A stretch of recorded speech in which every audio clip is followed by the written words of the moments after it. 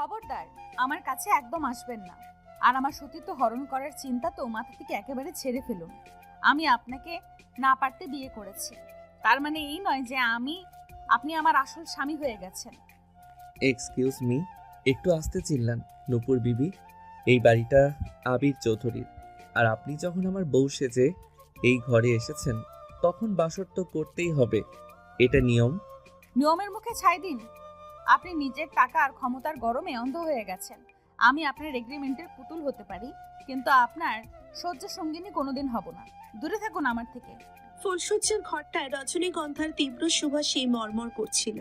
চারদিকে সাদা আর হালকা গোলাপি রঙের ডেকোরেশন একটা মায়াবী পরিবেশ তৈরি করেছে।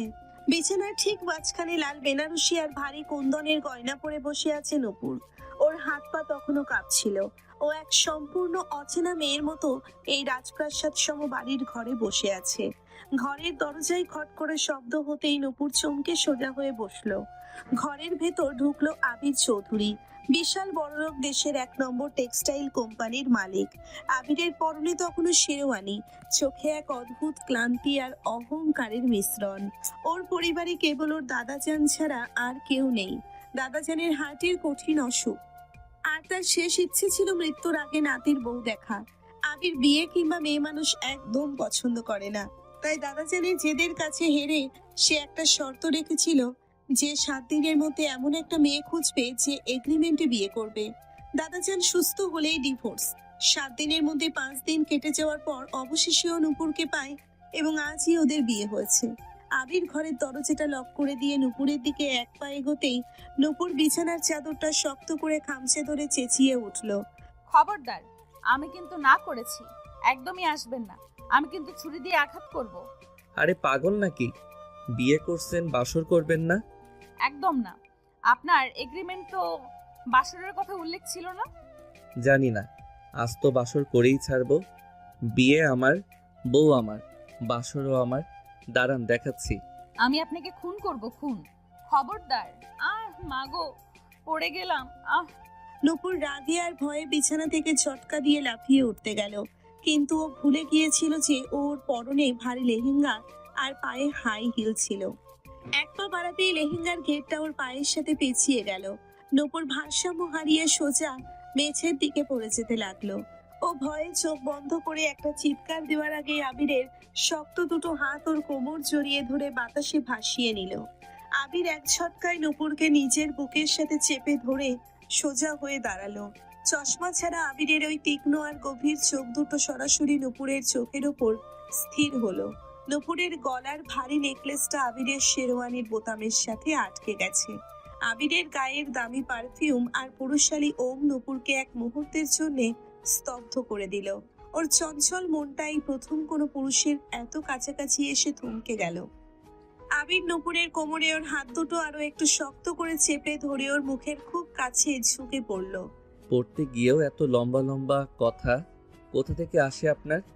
চঞ্চলতা ভালো, কিন্তু আবির চৌধুরীর ঘরে একটু সাবধানে পা ফেলতে হয়, নয়তো যে কোনো সময় বড় রকমের দুর্ঘটনা ঘটে যেতে পারে। ছাড়েন আমাকে, লুচ্চা কোথাকার। আপনি এই সুযোগে আমার গায়ে হাত দিচ্ছেন? বড়লোক মানেই কি লম্পট হতে হবে? ছাড়ুন বলছি।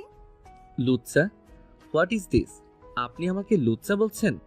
এই পুরো শহরের মেয়েরা আমার একটা চাউনির জন্য লাইন ধরে দাঁড়িয়ে থাকে, আর আমি আমার নিজের এগ্রিমেন্ট করা বউকে বাঁচানোর পর এই ট্যাগ পেলাম। লাইনে দাঁড়িয়ে থেকে তো ওনাদের কাছেই যান। আমার গায়ে এইভাবে হাত দেওয়ার কোনো অধিকার আপনার নেই। আমার ওই ইতর অসভ্য জানোয়ার হাজবেন্ড, সরি এক্স হাজবেন্ডের জন্য আজ আমার এই দশা হয়েছে। আবির নূপুরকে আস্তে করে বিছানার ওপর বসিয়ে দিয়ে নিজে 2 পা পিছিয়ে গেল। ও নিজের শেরওয়ানির কলারটা একটু ঠিক করে নূপুরের দিকে তাকালো। নূপুরের চোখে তখন রাগ আর এক বুক ভাঙা কষ্টের জল চিকচিক করছিল। এক্স হাজবেন্ডের কথা শুনতেই আবির শান্তভাবে ঘরের সিঙ্গেল সোফাটায় গিয়ে বসলো এবং নূপুরের দিকে তাকালো। নূপুরের মনটা তখন পেছনের সেই কালো দিনগুলোর স্মৃতিতে ফিরে গেল। ঘটনাটা ছিল মাত্র 3 দিন আগের। নূপুর মধ্যবিত্ত পরিবারের এক চঞ্চল, অত্যন্ত বুদ্ধিমান আর প্রতিভাবান মেয়ে ছিল। ওর স্বামী রিফাতকে বড্ড ভালোবাসত। রিফাত ছিল আবির চৌধুরীর কোম্পানির একজন সাধারণ অ্যাকাউন্টেন্টস অফিসার। রিফাত যখন জানতে পারলো ওর বস আবির চৌধুরী ঘোষণা করেছে যে 7 দিনের মধ্যে যে ওকে একটা এগ্রিমেন্ট ম্যারেজের জন্য মেয়ে জোগাড় করে দিতে পারবে তাকে সে নগদ 10 লাখ টাকা পুরস্কার দেবে, তখন রিফাতের ভেতরে লোভী মানুষটা জেগে উঠেছিল। রিফাতের বাজারে অনেক টাকা ঋণ ছিল। সে এক রাতে ঘরে ফিরে নূপুরের সামনে এসে হাত জোড় করে দাঁড়িয়েছিল। নূপুর, তুমি যদি আমাকে ভালোবাসো তবে আমার একটা কথা তোমাকে রাখতেই হবে। আমার মাথায় 25 লাখ টাকার ঋণ। এই সপ্তাহের মধ্যে টাকা না দিতে পারলে ওরা আমাকে মেরে ফেলবে। তুমি শুধু আমার বস আবির চৌধুরীকে বিয়ে করো। তুমি কি পাগল হয়ে গেছো রিফাত? নিজের বিবাহিত বউকে অন্য পুরুষের হাতে তুলে দিতে তোমার লজ্জা করছে না? আমি তোমাকে কতটা ভালোবাসি আর তুমি টাকার জন্য আমাকে বিক্রি করে দিচ্ছ? এটা বিক্রি নয় নূপুর, এটা জাস্ট একটা এগ্রিমেন্ট। বসের দাদা খুব অসুস্থ, উনি সুস্থ হলেই আবির তোমাকে ডিভোর্স দিয়ে দিবে। তুমি 10টা লাখ টাকা এনে দাও, আমার ঋণ পরিশোধ হবে, তারপর তুমি আবার আমার কাছেই চলে আসবে। প্লিজ নূপুর, আমার জীবনটা বাঁচাও। নূপুর প্রথমে কিছুতেই রাজি হয়নি। ও রিফাতকে অনেক বোঝানোর চেষ্টা করেছিল, চিল্লিয়েছিল, কেঁদেছিল, কিন্তু রিফাত এক পর্যায়ে ইমোশনাল ব্ল্যাকমেইল শুরু করে। সে নিজের গলায় ছুরি ধরার নাটক পর্যন্ত করেছিল। নূপুর নিরুপায় হয়ে নিজের ভালোবাসার মানুষের জীবন বাঁচাতে আর ওর ঋণ শোধ করতে এই নরকের চুক্তিতে রাজি হতে বাধ্য হয়েছিল।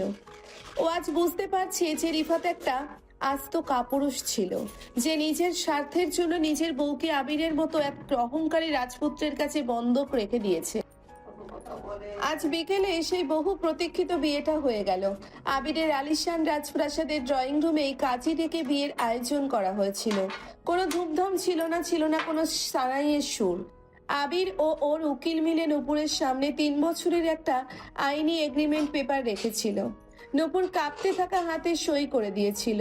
বিয়ের ঠিক পরপরই আবিরের অসুস্থ দাদাজান হুইল চেয়ারে করে ড্রয়িং রুমে এসেছিলেন।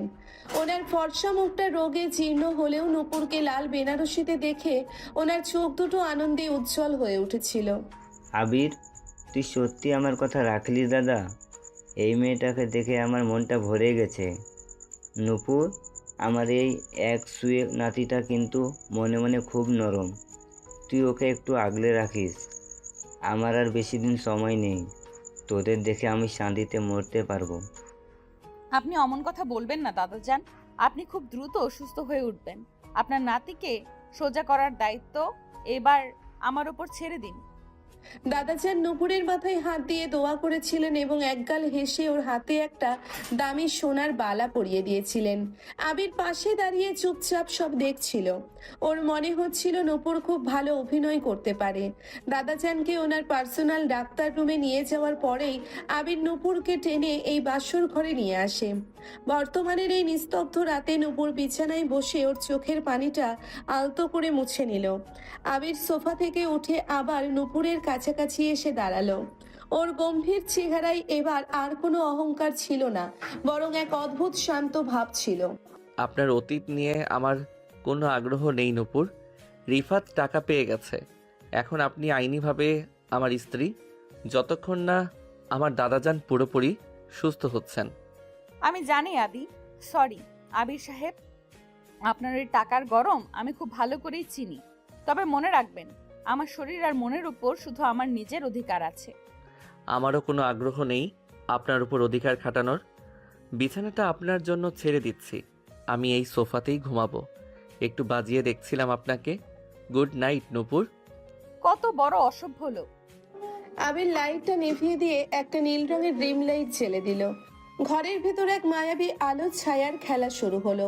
নূপুর বিছানায় শুয়ে জানালার বাইরের আকাশের দিকে তাকিয়ে রইল। কখন চোখ লেগে এলো বুঝতে পারেনি। সকালের সোনালি রোদ যখন জানালার পর্দা ভেদ করে নূপুরের মুখের উপর পড়ল, ও তখনও ঘুমের ঘোরে ছিল। ও অভ্যেসবশত হাত বাড়িয়ে রিফাতকে ডাকতে গেল, কিন্তু বিছানার অন্য পাশটা একদম খালি আর ঠান্ডা দেখে ওর মনে পড়ে গেল ও এখন অন্য কারো রাজপ্রাসাদে বন্দী। চোখ খুলে দেখলো আবির সোফায় বসে অলরেডি ল্যাপটপ অন করে কাজ করছে। ওর পরনে একটা কালো শার্ট আর চোখে রিডিং চশমা। চশমা পরা আবিরকে দেখতে বড্ড আকর্ষণীয় লাগছিল, যা দেখে নূপুরের বুকের ভেতর কেমন যেন একটা অদ্ভুত মোচড় দিয়ে উঠল। নূপুর বিছানা থেকে উঠে দাঁড়িয়ে গলার আওয়াজটা একটু ঠিক করে বলে, এই যে আবির সাহেব, সকাল সকাল ল্যাপটপ নিয়ে বসে গেছেন যে, আপনার এই বিশাল বড়লোক কোম্পানিতে কি কোনো ছুটি নেই? আবির ল্যাপটপ থেকে চোখ না সরিয়েই গম্ভীর গলায় বলল, ছুটি আমার ডিকশনারিতে নেই নূপুর। আর আপনি যখন ঘুম থেকে উঠেই আমার দিকে এভাবে তাকিয়ে আছেন, তখন মনে হচ্ছে আপনার আজ অনেক কাজ বাকি। দাদা যান নিচে অপেক্ষা করছেন। আমি আপনার দিকে তাকিয়ে নেই, নিজের রূপের বড়াই একটু কম করুন। আমি ফ্রেশ হতে নিচে যাচ্ছি দাদা জানের জন্য নাস্তা বানাতে। মধ্যবিত্ত মেয়েরা ঘুমে দিন পার করে না। নূপুর একটা বাসন্তী রঙের সুতির সালোয়ার কামিজ পরে নিচে নামলো। ওর চুলগুলো আজ পিঠের ওপর আলগা করে ছেড়ে দেওয়া ছিল। নিচে নামতেই ও দেখলো দাদাজান ডাইনিং টেবিলে বসে আছেন। নূপুরকে দেখেই ওনার ফর্সা মুখটা আনন্দে চকচক করে উঠল। নূপুর, এসে গেছো? তা আমার ওই খিটখিটে নাতিটা কি রাতে তোমাকে খুব জ্বালিয়েছে? ও কোনো কথা বলতে পারে না, জাস্ট একটা রোবট। নূপুর দাদাজানের পাশে বসে ওনার হাতটা নিজের হাতে নিয়ে বলে, একদম ঠিক বলেছেন দাদাজান, ও একটা আস্ত অহংকারী রোবট। আপনি চিন্তা করবেন না, আজ আমি ওর জন্য একদম নাস্তা বানাবো যে ওর সব অহংকার পানি হয়ে যাবে। নূপুর রান্নাঘরে গিয়ে মনের আনন্দে পরোটার আলু ভাজি করতে লাগলো। ও রান্নায় বড্ড পারদর্শী ছিল। ঠিক তখনই আবির শার্টের হাতা গুটিয়ে রান্নাঘরে ঢুকলো ওর নিজের ব্ল্যাক কফি বানাতে। রান্নাঘরের ছোট স্পেসে আবিরের উপস্থিতি নূপুরকে আবার একটু নার্ভাস করে তুলল। আবির কফি মেকারের দিকে এগিয়ে গিয়ে নূপুরের খুব কাছাকাছি দাঁড়িয়ে, রান্নার গন্ধটা তো বেশ ভালোই বের হয়েছে, তবে মনে রাখবেন দাদাজানের খাবারে যেন তেল আর ঝাল একদম কম থাকে। নূপুর মুখ বাঁকিয়ে হাতের খুন্তিটা আবিরের দিকে উঁচিয়ে বলে, আমাকে রান্নার জ্ঞান দিতে আসবেন না আবির সাহেব। আমি ডাক্তার নই, কিন্তু একজন অসুস্থ মানুষের যত্ন কিভাবে নিতে হয় তা আমার খুব ভালো করে জানা আছে। আপনি নিজের কফিটা নিয়ে বিদায় হন তো। আবির নূপুরের হাতের খুন্তিটা এক ঝটকায় নিজের হাতে নিয়ে ওর চোখের দিকে তাকিয়ে বাঁকা হাসলো। এত রাগ ভালো নয় নূপুর, রান্নাঘরে আগুন এমনিতেই জ্বলছে, আপনার ভেতরের আগুনটা একটু নিয়ন্ত্রণে রাখুন। আবির নূপুরের মুখের খুব কাছে এসে ওর ভেজা চুলের একটা লট ওর কানের পেছনে গুজে দিল। নূপুর তীব্র এক সুখানুভূতিতে চোখ বন্ধ করে ফেললো। আবিরের হাতের আঙ্গুলের ছোঁয়া ওর গাল বেয়ে নামতেই ও নিজের ঠোঁট কামড়ে ধরলো। আবির মুচকি হেসে নিজের কফির মগটা নিয়ে রান্নাঘর থেকে বের হয়ে গেল। নূপুর বুকের ওপর হাত রেখে জোরে জোরে নিঃশ্বাস নিতে লাগলো। ও মনে মনে ভাবলো এই লোকটা মুখে যতই কঠিন হোক না কেন, ওর ছোঁয়ায় এক মারাত্মক রকমের মায়া আছে। দাদাজানের শয়ন কক্ষটি ছিল বেশ বড় আর আলো বাতাসে ভরপুর। ঘরের এক কোণে একটি বড় জানালায় হালকা নীল রঙের পর্দা বাতাসে উঠছিল। বিছানায় শুয়ে থাকা দাদাজানের ফর্সা মুখটি রোগে কিছুটা ফ্যাকাশে হয়ে গিয়েছিল। নূপুর ওনার মাথার কাছে বসে একটা ছোট্ট বাটিতে থাকা কুসুম গরম স্যুপ চামচ দিয়ে ওনাকে পরম যত্নে খাইয়ে দিচ্ছিল। ওনার কপাল থেকে হাত দিয়ে আলতো করে চুলগুলো সরিয়ে দিচ্ছিল। নূপুর অত্যন্ত চঞ্চল আর বুদ্ধিমতী হলেও ওর ভেতর এক অদ্ভুত মায়াময় রূপ ছিল, যা এই বৃদ্ধ মানুষটির সামনে এলেই প্রকাশ পেত। ও দাদাজানের প্রতিটি ছোটখাটো বিষয়ের খেয়াল রাখছিল। দাদাজান, আর মাত্র 2টো চামচ বাকি আছে, এইটুকু খেয়ে নিন। তারপর আপনাকে ডাক্তারবাবুর দেওয়া ওই লাল রঙের ক্যাপসুলটা খেতে হবে। একদম না করবেন না কিন্তু। দাদাজান মুচকে হেসে নূপুরের মাথায় হাত রাখে। নূপুর, আমার এই শেষ বয়সে এসে মনে হচ্ছে আমি এক রাজকন্যা পেয়েছি। আমার নিজের কোনো মেয়ে নেই, আবিরের মাও অনেক আগে চলে গেছে। তুই আসার পর থেকে এই বাড়িটাকে আর মরুভূমি মনে হয় না। তুই নাতনি না, তুই আমার মা। আপনি অমন কথা একদম বলবেন না দাদাজান। আমি যতদিন এই বাড়িতে আছি আপনাকে এক ফোঁটাও কষ্ট পেতে দেব না।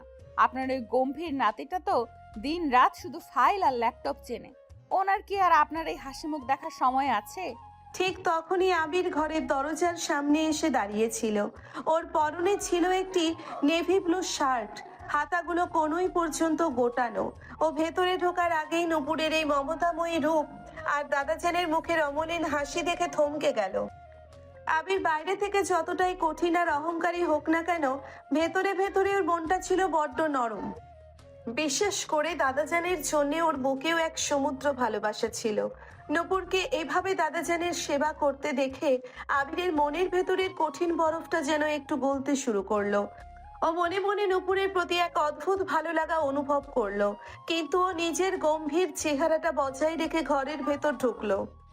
দাদাজান, আজকের ওষুধের ডোজ কি ঠিকমতো নেওয়া হয়েছে? ডক্টর সাহেব কিন্তু বলেছেন কোনো ফাঁকিবাজি চলবে না। নূপুর আবিরকে দেখেই মুখটা কঠিন করে হাতের বাটিটা টেবিলের ওপর ধপ করে রাখে। আবির সাহেব, আপনার কি দাদাজানের রুমে ঢোকার সময় একটু ভদ্রতা করে নক করার অভ্যেস নেই? আর ওষুধের চিন্তা আপনাকে করতে হবে না, আমি ওনার সব ব্যবস্থা করে দিচ্ছি। আপনি নিজের অফিস নিয়ে থাকুন। আবির নূপুরের এই হঠাৎ আক্রমণে একটু থতমত খেয়ে নিজের চশমাটা নাকের ওপর ঠিক করলো।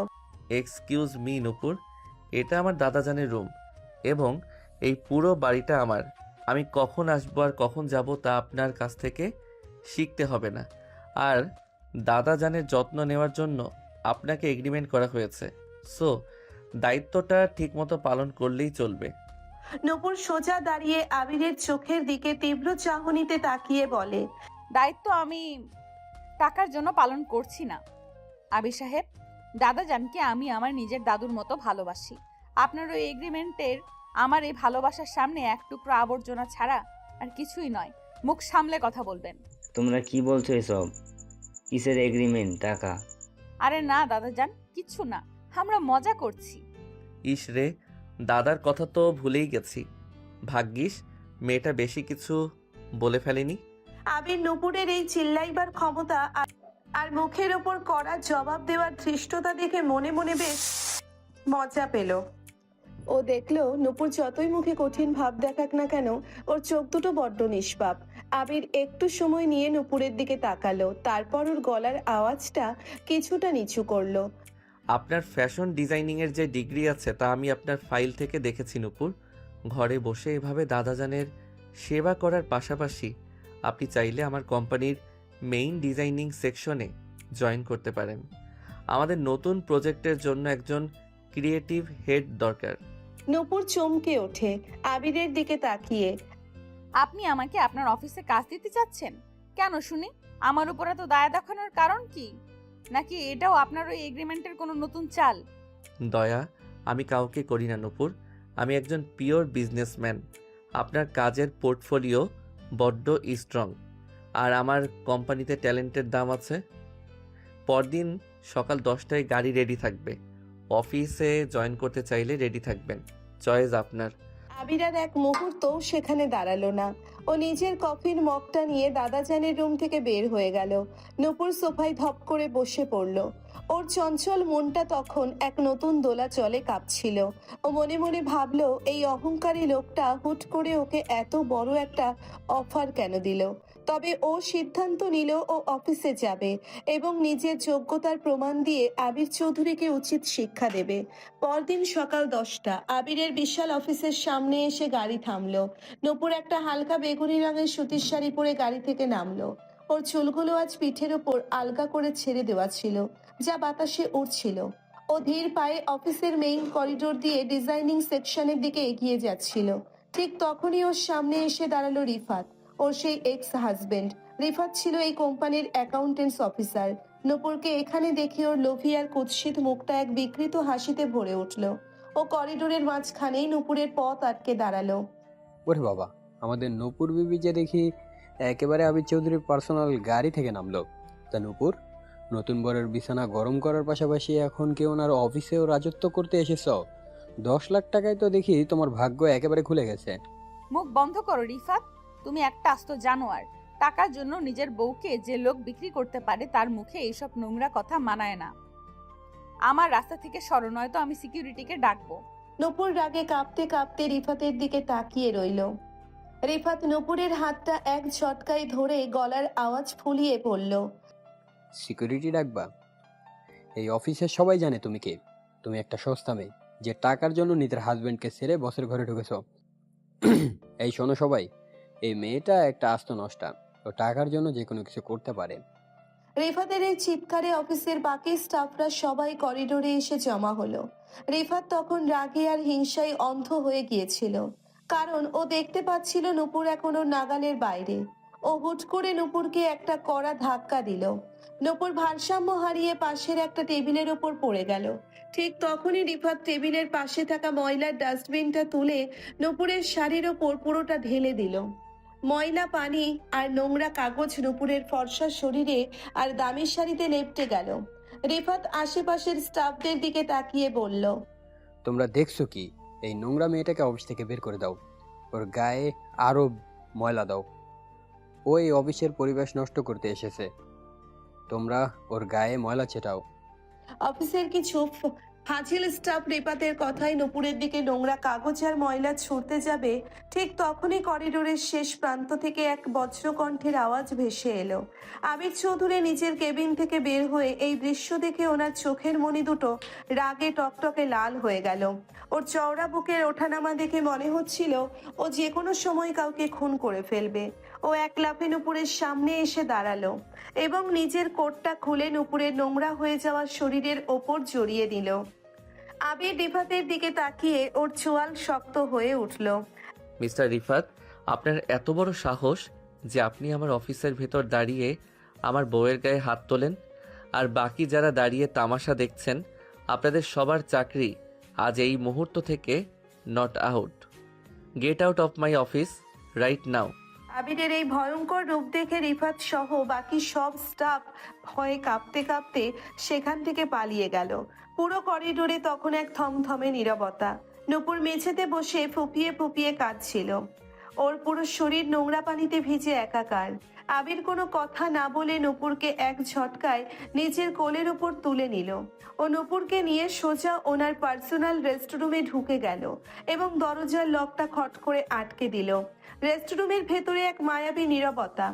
আবির নূপুরকে একটি সোফার উপর নামিয়ে দিয়ে নিজের আলমারি থেকে একটা সাদা ফর্মাল শার্ট আর কালো প্যান্ট বের করে নূপুরের সামনে রাখলো। নূপুর, আপনার শাড়িটা পুরো নোংরা হয়ে গেছে। আপনি জলদি এই শার্ট আর প্যান্টটা পরে ফ্রেশ হয়ে নিন। এভাবে বেশিক্ষণ থাকলে আপনার ঠান্ডা লেগে যাবে। নূপুর গায়ে আবিরের কোটটা জড়িয়ে কাঁদো কাঁদো গলায় বলল, আমি আপনার এই প্যান্ট শার্ট পরবো না। আমি একটা মেয়ে, আমি ছেলেদের পোশাক কিভাবে পরবো? আচ্ছা, পইরেন না, তাহলে ঠান্ডায় মরেন আর সবাই আপনাকে দেখুক এই অবস্থায় বাসায় যান। তাও ঠিক ঠিক আছে। আর আপনি এই ঘরে দাঁড়িয়ে আছেন, আমি চেঞ্জ করব কিভাবে? বাইরে যান আপনি। আবির নিজের চশমাটা টেবিলের উপর রেখে নূপুরের দিকে এক গভীর চাহনিতে তাকিয়ে বলল, এক্সকিউজ মি, আমি আপনার দিকে এক ফোঁটাও তাকাবো না। আমি আমার চোখ দুটো হাত দিয়ে বন্ধ করে নিচ্ছি আর আপনার দিকে উল্টো ঘুরে দাঁড়াচ্ছি। আপনি জলদি চেঞ্জ করুন, আমার অফিসের অন্য কাজ আছে।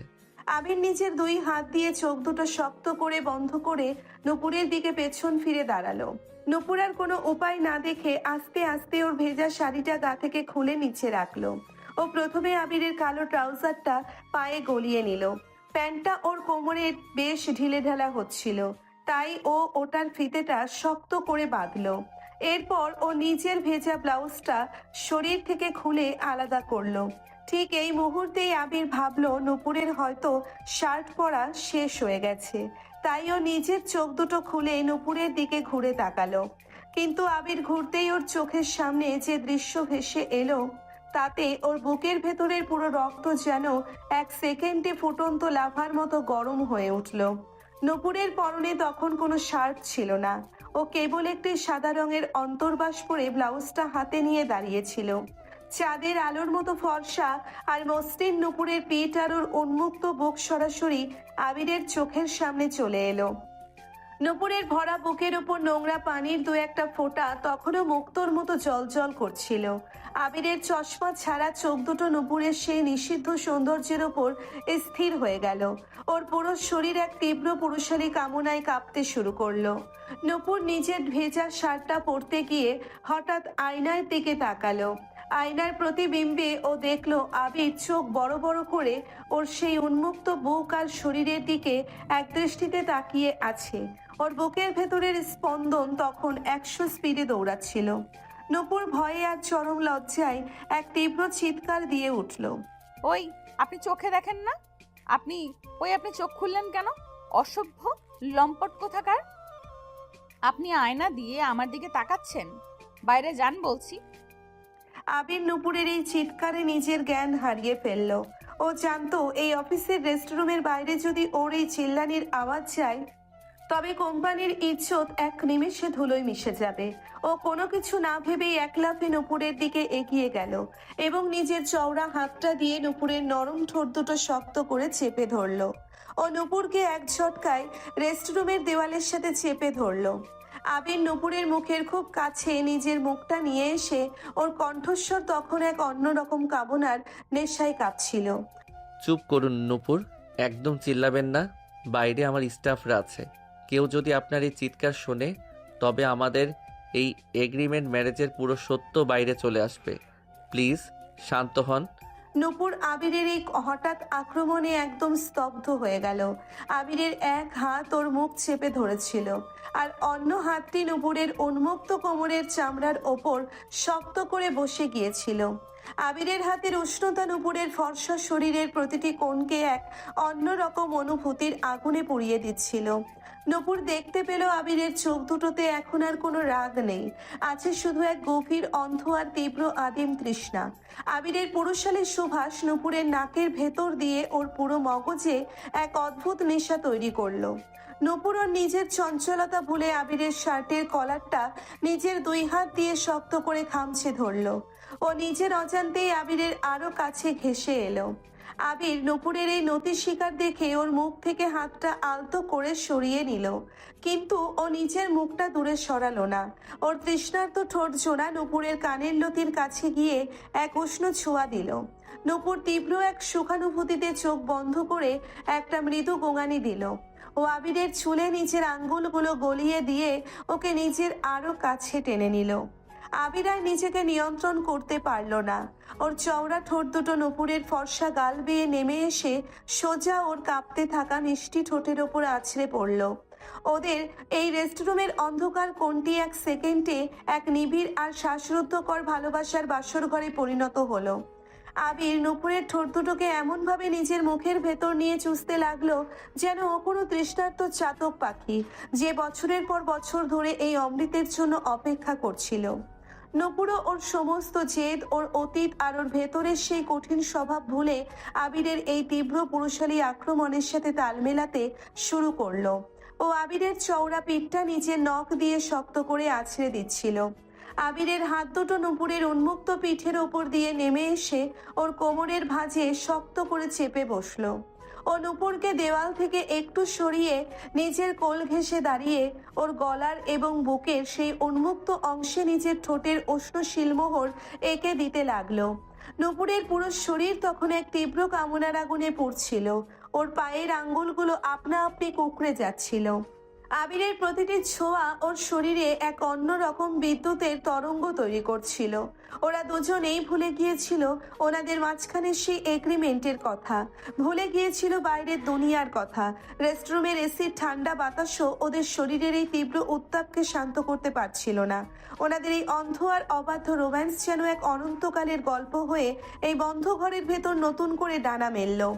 দীর্ঘক্ষণ ধরে চলা এই তীব্র আর নিবিড় ভালোবাসার ঝড়ের পর হঠাৎ করেই আবিরের হাতের ঘড়িটার অ্যালার্ম খটখট করে বেজে উঠল।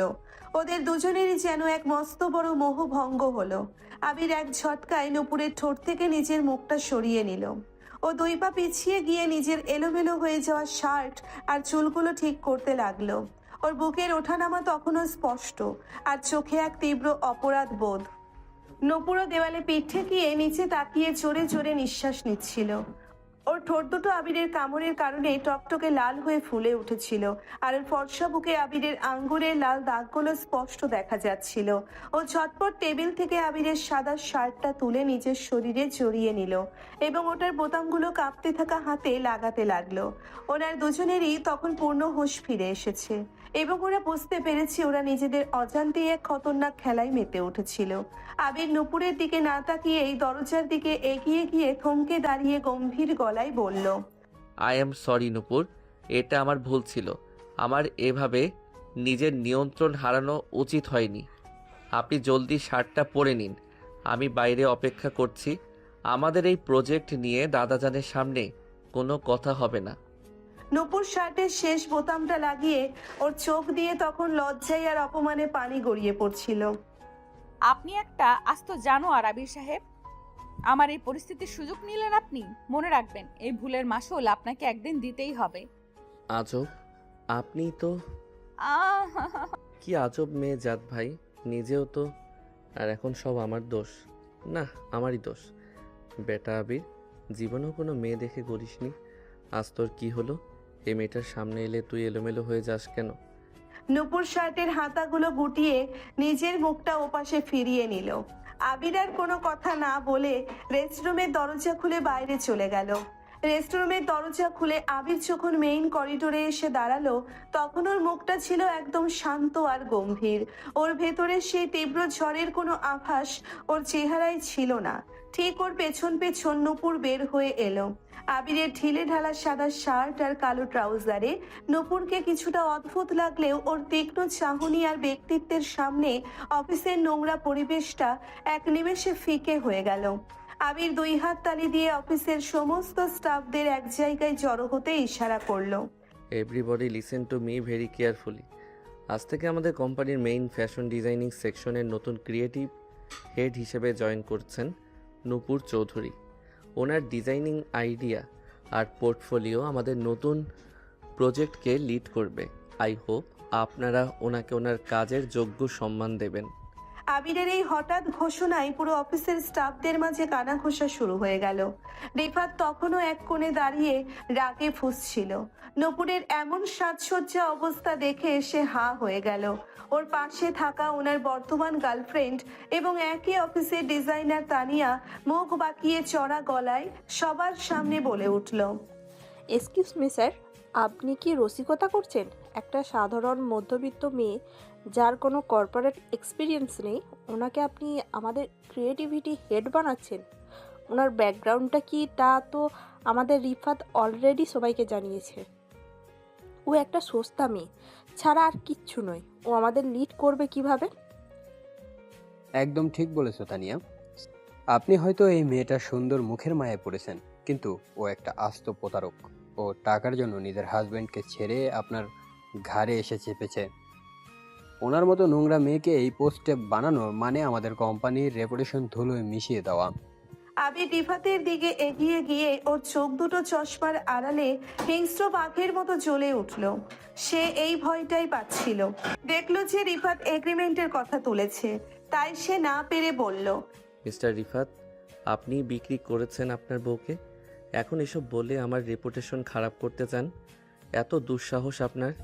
এবং মিস তানিয়া, আপনাদের দুজনের কি চাকরি করার আর কোনো ইচ্ছে নেই? নূপুর চৌধুরী কার বউ আর ওনার যোগ্যতা কি তা বিচার করার মালিক আমি, আবির চৌধুরী। ওনার ডিজাইনিংয়ের ইন্টারন্যাশনাল সার্টিফিকেট আমার ফাইলে আছে। আর আপনি রিফাত, যে নিজের বউকে টাকার জন্য অন্য মানুষের কাছে বন্ধক রাখতে পারেন, ওনার মুখে ইজ্জতের কথা মানায় না। আজ থেকে যদি কেউ ওনার দিকে আঙুল তোলে, তবে ওনাকে আমি সোজা জেলের ভাত খাওয়াবো। Everyone get back to your work. আবিরের এই কঠিন আর বজ্র কণ্ঠের ধমকে পুরো করিডোরে পিনপতন নীরবতা নেমে এলো। রিফাত আর তানিয়া রাগে আর অপমানে নীল হয়ে নিজের জায়গায় চলে গেল। নূপুর আবিরের এই রূপ দেখে মনে মনে এক অদ্ভুত স্বস্তি পেল। ও আবিরের কেবিনে ঢুকে দরজাটা বন্ধ করে দিল এবং আবিরের সামনে গিয়ে দাঁড়ালো। আবির সাহেব, আজ আপনি সবার সামনে আমার হয়ে যেভাবে কথা বললেন তার জন্য আপনাকে অনেক ধন্যবাদ। আমি ভাবিনি আপনি রিফাতের সামনে এইভাবে আমার সম্মান বাঁচাবেন। ধন্যবাদ দেওয়ার কোনো প্রয়োজন নেই নূপুর। আমি আমার কোম্পানির ডিসিপ্লিন আর আমার দাদা জানের পছন্দের বউয়ের রেপুটেশন বাঁচিয়েছি। এখন যার নিজের ডেস্কে গিয়ে কাজ শুরু করুন। আমার কোম্পানিতে ফালতু বসে থাকার কোনো সুযোগ নেই। নূপুর মুখ বাঁকিয়ে হাতের ফাইলটা টেবিলের উপর জোরে রেখে বলে, আপনার ওই অহংকার আর রোবট ভাবটা কোনোদিন যাবে না আবির সাহেব। আমি কোনো দয়া নিয়ে এখানে আসিনি। আমি আমার কাজ দিয়ে প্রমাণ করব যে আমি কার চেয়ে কত বেশি যোগ্যতা। দেখে নেবেন আপনি। দেখতে দেখতে কেটে গেল আরো 2 দিন। অফিসের কাজ শেষ করে রাতে যখন ওরা বাসায় ফিরলো, তখন চারিদিক একদম নিস্তব্ধ। দাদাজান অলরেডি ওনার ওষুধ খেয়ে নিজের রুমে ঘুমিয়ে পড়েছেন। নূপুর আর আবির ওদের বেডরুমে ঢুকে দরজাটা লক করে দিল। নূপুর একটা হালকা নীল রঙের সুতির সালোয়ার কামিজ পরে বিছানায় ঠিক মাঝখানে এসে ধপ করে বসে পড়ল এবং 3টে বড় বড় কোলবালিশ নিয়ে মাঝখানে একটা শক্ত দেওয়াল তৈরি করতে লাগলো। আবির শার্টের বোতাম খুলতে খুলতে নূপুরের এই কাণ্ড দেখে ভুরু কুঁচকে বলে, এই যে নূপুর বিবি, বিছানার মাঝখানে এই বালিশের দুর্গ বানানোর রহস্যটা কি শুনি? আপনি কি বর্ডার গার্ড বাংলাদেশ নাকি যে এখানে কাঁটাতারের বেড়া দিচ্ছেন? নূপুর একটা বালিশ আবিরের দিকে ছুঁড়ে মেরে রাগী গলায় বলে, আপনি একদম চুপ থাকুন আবির সাহেব। কাল রেস্টরুমে যা হয়েছে ওইটার পর আপনাকে আমি এক ফোঁটাও বিশ্বাস করি না। এই বালিশে বর্ডার যদি আপনি পার করার চেষ্টা করেন তবে আমি এই চিল্লাইবার ক্ষমতা দিয়ে পুরো বাড়ির মানুষকে জাগিয়ে তুলবো। আপনি ওই পাশে থাকবেন, আমি এই পাশে। আবির বালিশটা লুফে নিয়ে বিছানায় এসে বসতে বসতে ওর মুখে সেই চেনা বাঁকা হাসি দিল। কাল রেস্ট রুমে তো আপনি আমাকে খুব শক্ত করে জড়িয়ে ধরেছিলেন নূপুর বিবি। তখন তো আপনার এই চিল্লাইবার ক্ষমতা কোথায় যেন হারিয়ে গিয়েছিল। এখন এত সতী সাধ্যি সাজা নাটক করছেন কেন? নূপুর লজ্জায় আর রাগে লাল হয়ে আবিরের পিঠে একটা কড়া কিল মেরে বলে, ওই মুখ সামলে কথা বলুন। আমি কোনো নাটক করছি না, ওটা একটা দুর্ঘটনা ছিল। আপনি নিজের চোখ বন্ধ করতে না পেরে আমার দিকে অমন হাবাতের মতো তাকিয়ে আছেন কেন? আজ তো একটা লুচ্চা আপনি। আবির নূপুরের হাতটা এক ঝটকায় ধরে ওর মুখের খুব কাছাকাছি নিজের মুখটা নিয়ে এলো। লুচ্চা শব্দটা আর একবার বললে আপনার এই মিষ্টি ঠোঁট দুটোকে আমি আবার কিভাবে লক করতে হয় তা খুব ভালো করেই জানি। ঘুমিয়ে পড়ুন চুপচাপ, নয়তো বর্ডার পার হতে আমার 1 সেকেন্ডও লাগবে না। আবিরের এই সরাসরি থ্রেটে নূপুর এক নিমেষে সোজা হয়ে গেল। ও মুখটা ঘুরিয়ে ওপাশে শুয়ে পড়ল এবং চাদরটা দিয়ে নিজেকে পুরো মুড়িয়ে নিল। আবির ওর এই চঞ্চল আর ভীতু রূপটা দেখে মনে মনে হাসলো এবং লাইটটা অফ করে দিল। ঘরের মায়াবী অন্ধকারে দুই হৃদয়ের মাঝখানের দূরত্বটা বালিশের দেওয়াল দিয়ে আটকানো গেলেও ওদের মনের ভেতরে টানটা দিন দিন বেড়েই চলছিল। পরের দিন সকালে ডাইনিং টেবিলে এক চমৎকার দৃশ্য দেখা গেল। দাদা জানাজ অনেকদিন পর নিজের পায়ে হেঁটে ডাইনিং রুমে এসে বসেছেন। ওনার শরীর এখন আগের চেয়ে অনেক বেশি সতেজ। নূপুর ওনার পাশে বসে ওনার প্লেটে গরম গরম ডিমের অমলেট আর পরোটা তুলে দিচ্ছিল। মানুপুর, তুই আসার পর থেকে আমার এই একশো নাতিটা কেমন যেন বদলে গেছে রে। ও এখন আর সকাল সকাল খিটখিট করে না। তা আবির, আমার বৌমা কি অফিসে ঠিকমতো কাজ করছে? ও কিন্তু বড্ড প্রতিভাবান মেয়ে। আবির কফির কাপে চুমুক দিয়ে নূপুরের দিকে আর চোখে তাকিয়ে বলে, হ্যাঁ দাদাজান, ওনার কাজের ট্যালেন্ট ভালোই, তবে ওনার মুখের জোর কাজের চেয়েও বেশি। অফিসে গিয়েও ওনার চিল্লাইবার অভ্যাসটা ওনার পিছু ছাড়ে না। দাদাজান দেখছেন ওনার কথা? আমি কত শান্তিতে কাজ করছি আর ওনার ওই অফিসের অ্যাকাউন্টস অফিসার রিফাত আর ওনার গার্লফ্রেন্ড তানিয়া সারাদিন আমার পেছনে লেগে থাকে। আপনার নাতি ওনাদের কিচ্ছু বলে না। আবির, আমার নূপুর মার গায়ে যদি ওই রিফাত আর তানিয়া আবার কোনো আঁচ লাগায় তবে আমি তোকে এই বাড়ি থেকে বের করে দিব। নূপুরকে আগলে রাখার দায়িত্ব তোর। দাদাজানের এই ধমকে আবির চুপ হয়ে গেল আর নূপুর ওনার দিকে তাকিয়ে এক বিজয়ী হাসি দিল। নাস্তা শেষ করে ওনারা দুজনে আবার অফিসের উদ্দেশ্যে রওনা হলো।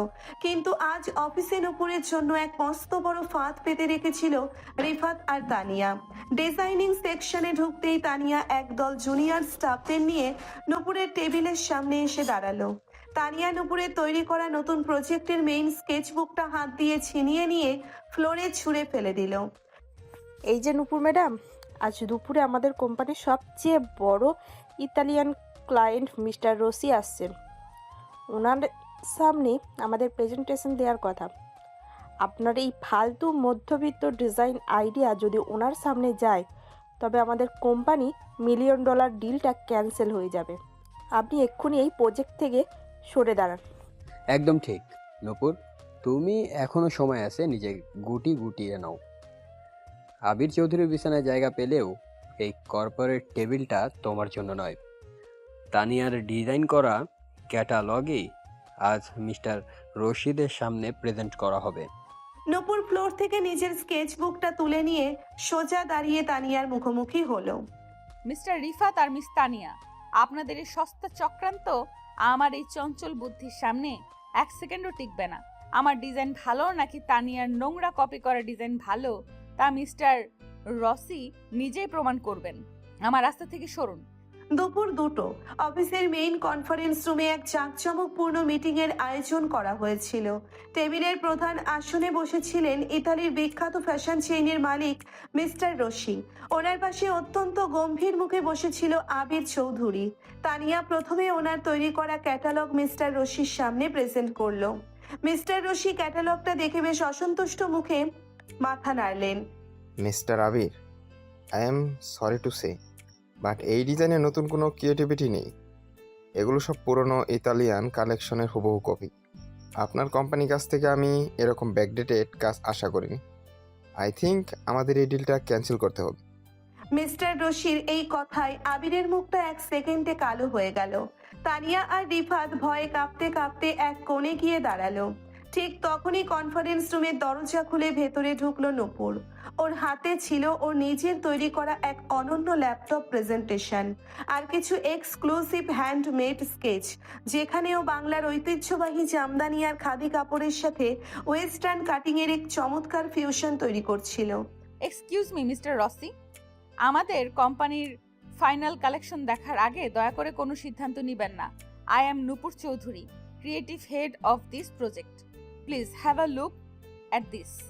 নূপুর অত্যন্ত আত্মবিশ্বাসের সাথে ওর প্রতিভাবান বুদ্ধির পরিচয় দিয়ে মিস্টার রশির সামনে ওর ফিউশন ডিজাইনের থিমটা স্লাইডের মাধ্যমে তুলে ধরলো। ওনার চমৎকার ইংরেজি উচ্চারণ আর নিখুঁত ডিজাইনিং সেন্স দেখে মিস্টার রশি মন্ত্রমুগ্ধের মতো স্ক্রিনের দিকে তাকিয়ে রইলেন। আবিরও পাশে বসে নূপুরের এই আত্মবিশ্বাসী আর মায়াবী রূপ দেখে মনে মনে এক তীব্র গর্ব অনুভব করলো। ওর চোখ দুটো নূপুরের ওপর থেকে এক মুহূর্তের জন্যেও সরছিল না। মিস্টার রশি মিটিং শেষ হতেই সোফা থেকে দাঁড়িয়ে জোরে জোরে তালি বাজিয়ে উঠলেন। Oh my God, Mr. Abir, this is absolutely brilliant. This lady is a genius. এই ট্র্যাডিশনাল আর মডার্ন ফিকশনটাই আমি চাইছিলাম। আমি আজই আপনার কোম্পানির সাথে এই $50 মিলিয়ন প্রজেক্ট সাইন করছি। Thank you so much Mrs Nupur. Mister Rashi নূপুরের সাথে হ্যান্ডশেক করে চুক্তির কাগজে সই করে দিলেন। আবিরের কোম্পানির রেপুটেশন এক ধাক্কায় ইন্টারন্যাশনাল মার্কেটে অনেক ওপরে চলে গেল। মিটিং শেষ করে মিস্টার রশি চলে যাওয়ার পর কনফারেন্স রুমে শুধু আবির আর নূপুর বাকি রইল। রিফাত আর তানিয়া বাইরে দাঁড়িয়ে নিজেদের পরাজয়ের গ্লানিতে ফুঁসছিল। আবির নূপুরের খুব কাছাকাছি এসে দাঁড়িয়ে ওর চশমার আড়ালে চোখ দুটোতে এক গভীর প্রশংসার আলো। আই মাস্ট সে, নূপুর চৌধুরী, আপনি আজ আমার কোম্পানির সম্মান একেবারে বাঁচিয়ে দিলেন। $50 মিলিয়ন ডিল লক করা কোনো সাধারণ মেয়ের কাজ নয়। আপনি সত্যিই জিনিয়াস। নূপুর নিজের চুলগুলো একপাশে সরিয়ে আবিরের দিকে তাকিয়ে এক গর্বিত হাসি দিল। কি আবির সাহেব, আপনার ওই বড় লোকের অহংকার এখন কোথায় গেল? আমি বলেছিলাম না আমি আমার কাজ দিয়েই প্রমাণ করব। এখন বলুন, আপনার এই ক্রিয়েটিভ হেডকে আপনি কি রিওয়ার্ড দেবেন? আবির নূপুরের এই চঞ্চল আর বিজয়ী মুখের দিকে তাকিয়ে আর নিজের ভেতরের ভালো লাগাটাকে চেপে রাখতে পারল না। ও ধীর পায়ে এগিয়ে গিয়ে কনফারেন্স রুমের ভারী দরজাটা খট করে লক করে দিল এবং ভেতরের মেইন লাইটগুলো অফ করে দিয়ে শুধু প্রেজেন্টেশন স্ক্রিনের হালকা নীল আলোটা জ্বেলে রাখলো। ঘরের ভেতর এক অন্যরকম রোম্যান্টিক আর মাদকতাময় পরিবেশ তৈরি হলো। নূপুর আবিরের এই কাণ্ড দেখে 2 পা পিছিয়ে গিয়ে বুকটা ধক ধক করতে লাগলো। এই কি আবির সাহেব, আপনি দরজা লক করলেন কেন? এটা অফিস, বাইরে সবাই আছে। আপনার মতিগতি কিন্তু আমার ভালো ঠেকছে না। আবির নূপুরকে এক ঝটকায় কোমর ধরে নিজের দিকে টেনে নিল। ওনার শক্ত বুকটা নূপুরের নরম বুকের ওপর চেপে বসলো। মতিগতি আমার অনেক আগে খারাপ হয়ে গেছে নূপুর বেবি। আপনি আজ মিস্টার রশির সামনে যেভাবে কথা বলছিলেন, ওনার চেয়ে বেশি আমার এই মনটা আপনার উপর একেবারে হেরে গেছে। আমি আর এই অ্যাগ্রিমেন্টের নাটকটা ধরে রাখতে পারছি না। নূপুর আবিরের শার্টের কলারটা 2 হাতে খামছে ধরে, ওর কণ্ঠস্বর তখন লজ্জায় আর কামনার তীব্রতায় কাঁপছিল। আবির ছাড়ো আমাকে, এটা অন্যায়। আমরা শুধু চুক্তির খাতিরে একসাথে আছি। তুমি আমার উপর এইভাবে অধিকার খাটাতে পারো না। আবির নূপুরের মুখের খুব কাছে নিজের মুখটা নিয়ে এসে ওর ঠোঁটের উষ্ণ বাতাস নূপুরের ঠোঁটে লাগছিল। চুক্তি আজ এই মুহূর্ত থেকে শেষ নূপুর। আমি আপনাকে আমার এই জীবনের আসল রানী বানাতে চাই। আপনার এই মিষ্টি ঠোঁট দুটো আজ আমার এই বিজয়ের পুরস্কার হিসেবে আমাকে দিতেই হবে। আবির আর কোনো কথা বলার সুযোগ দিল না। ও নিজের তৃষ্ণার্ত আর চওড়া ঠোঁট জোড়া নূপুরের কাঁপতে থাকা মিষ্টি ঠোঁটের ওপর চেপে ধরল। এবারের চুমুতে কোনো রাগ বা শর্ত ছিল না, ছিল শুধু দিন দিন জমে থাকা এক গভীর অন্ধ আর তীব্র ভালোবাসার বহিঃপ্রকাশ। নূপুরও আর নিজেকে আটকে রাখতে পারল না। ও আবিরের গলাটা দুই হাতে শক্ত করে জড়িয়ে ধরে ওর এই উষ্ণ চুম্বনের গভীরে নিজেকে সঁপে দিল। আবিরের হাত দুটো নূপুরের শাড়ির আঁচলটা আলতো করে সরিয়ে ওর ফর্সা পিঠ আর কোমরের খাঁজে শক্ত করে বসে যাচ্ছিল, যেন ও নূপুরকে নিজের শরীরের সাথে একেবারে মিশিয়ে নিতে চায়। ওদের এই অনিচ্ছাকৃত কিন্তু তীব্র ভালোবাসার টান যেন প্রমাণ করে দিল যে ওরা একে অপরের জন্য একেবারে পারফেক্ট। $50 মিলিয়ন ডিল সফল হওয়ার পর চৌধুরী ম্যানশনে যেন এক উৎসবের আমেজ নেমে এসেছিল।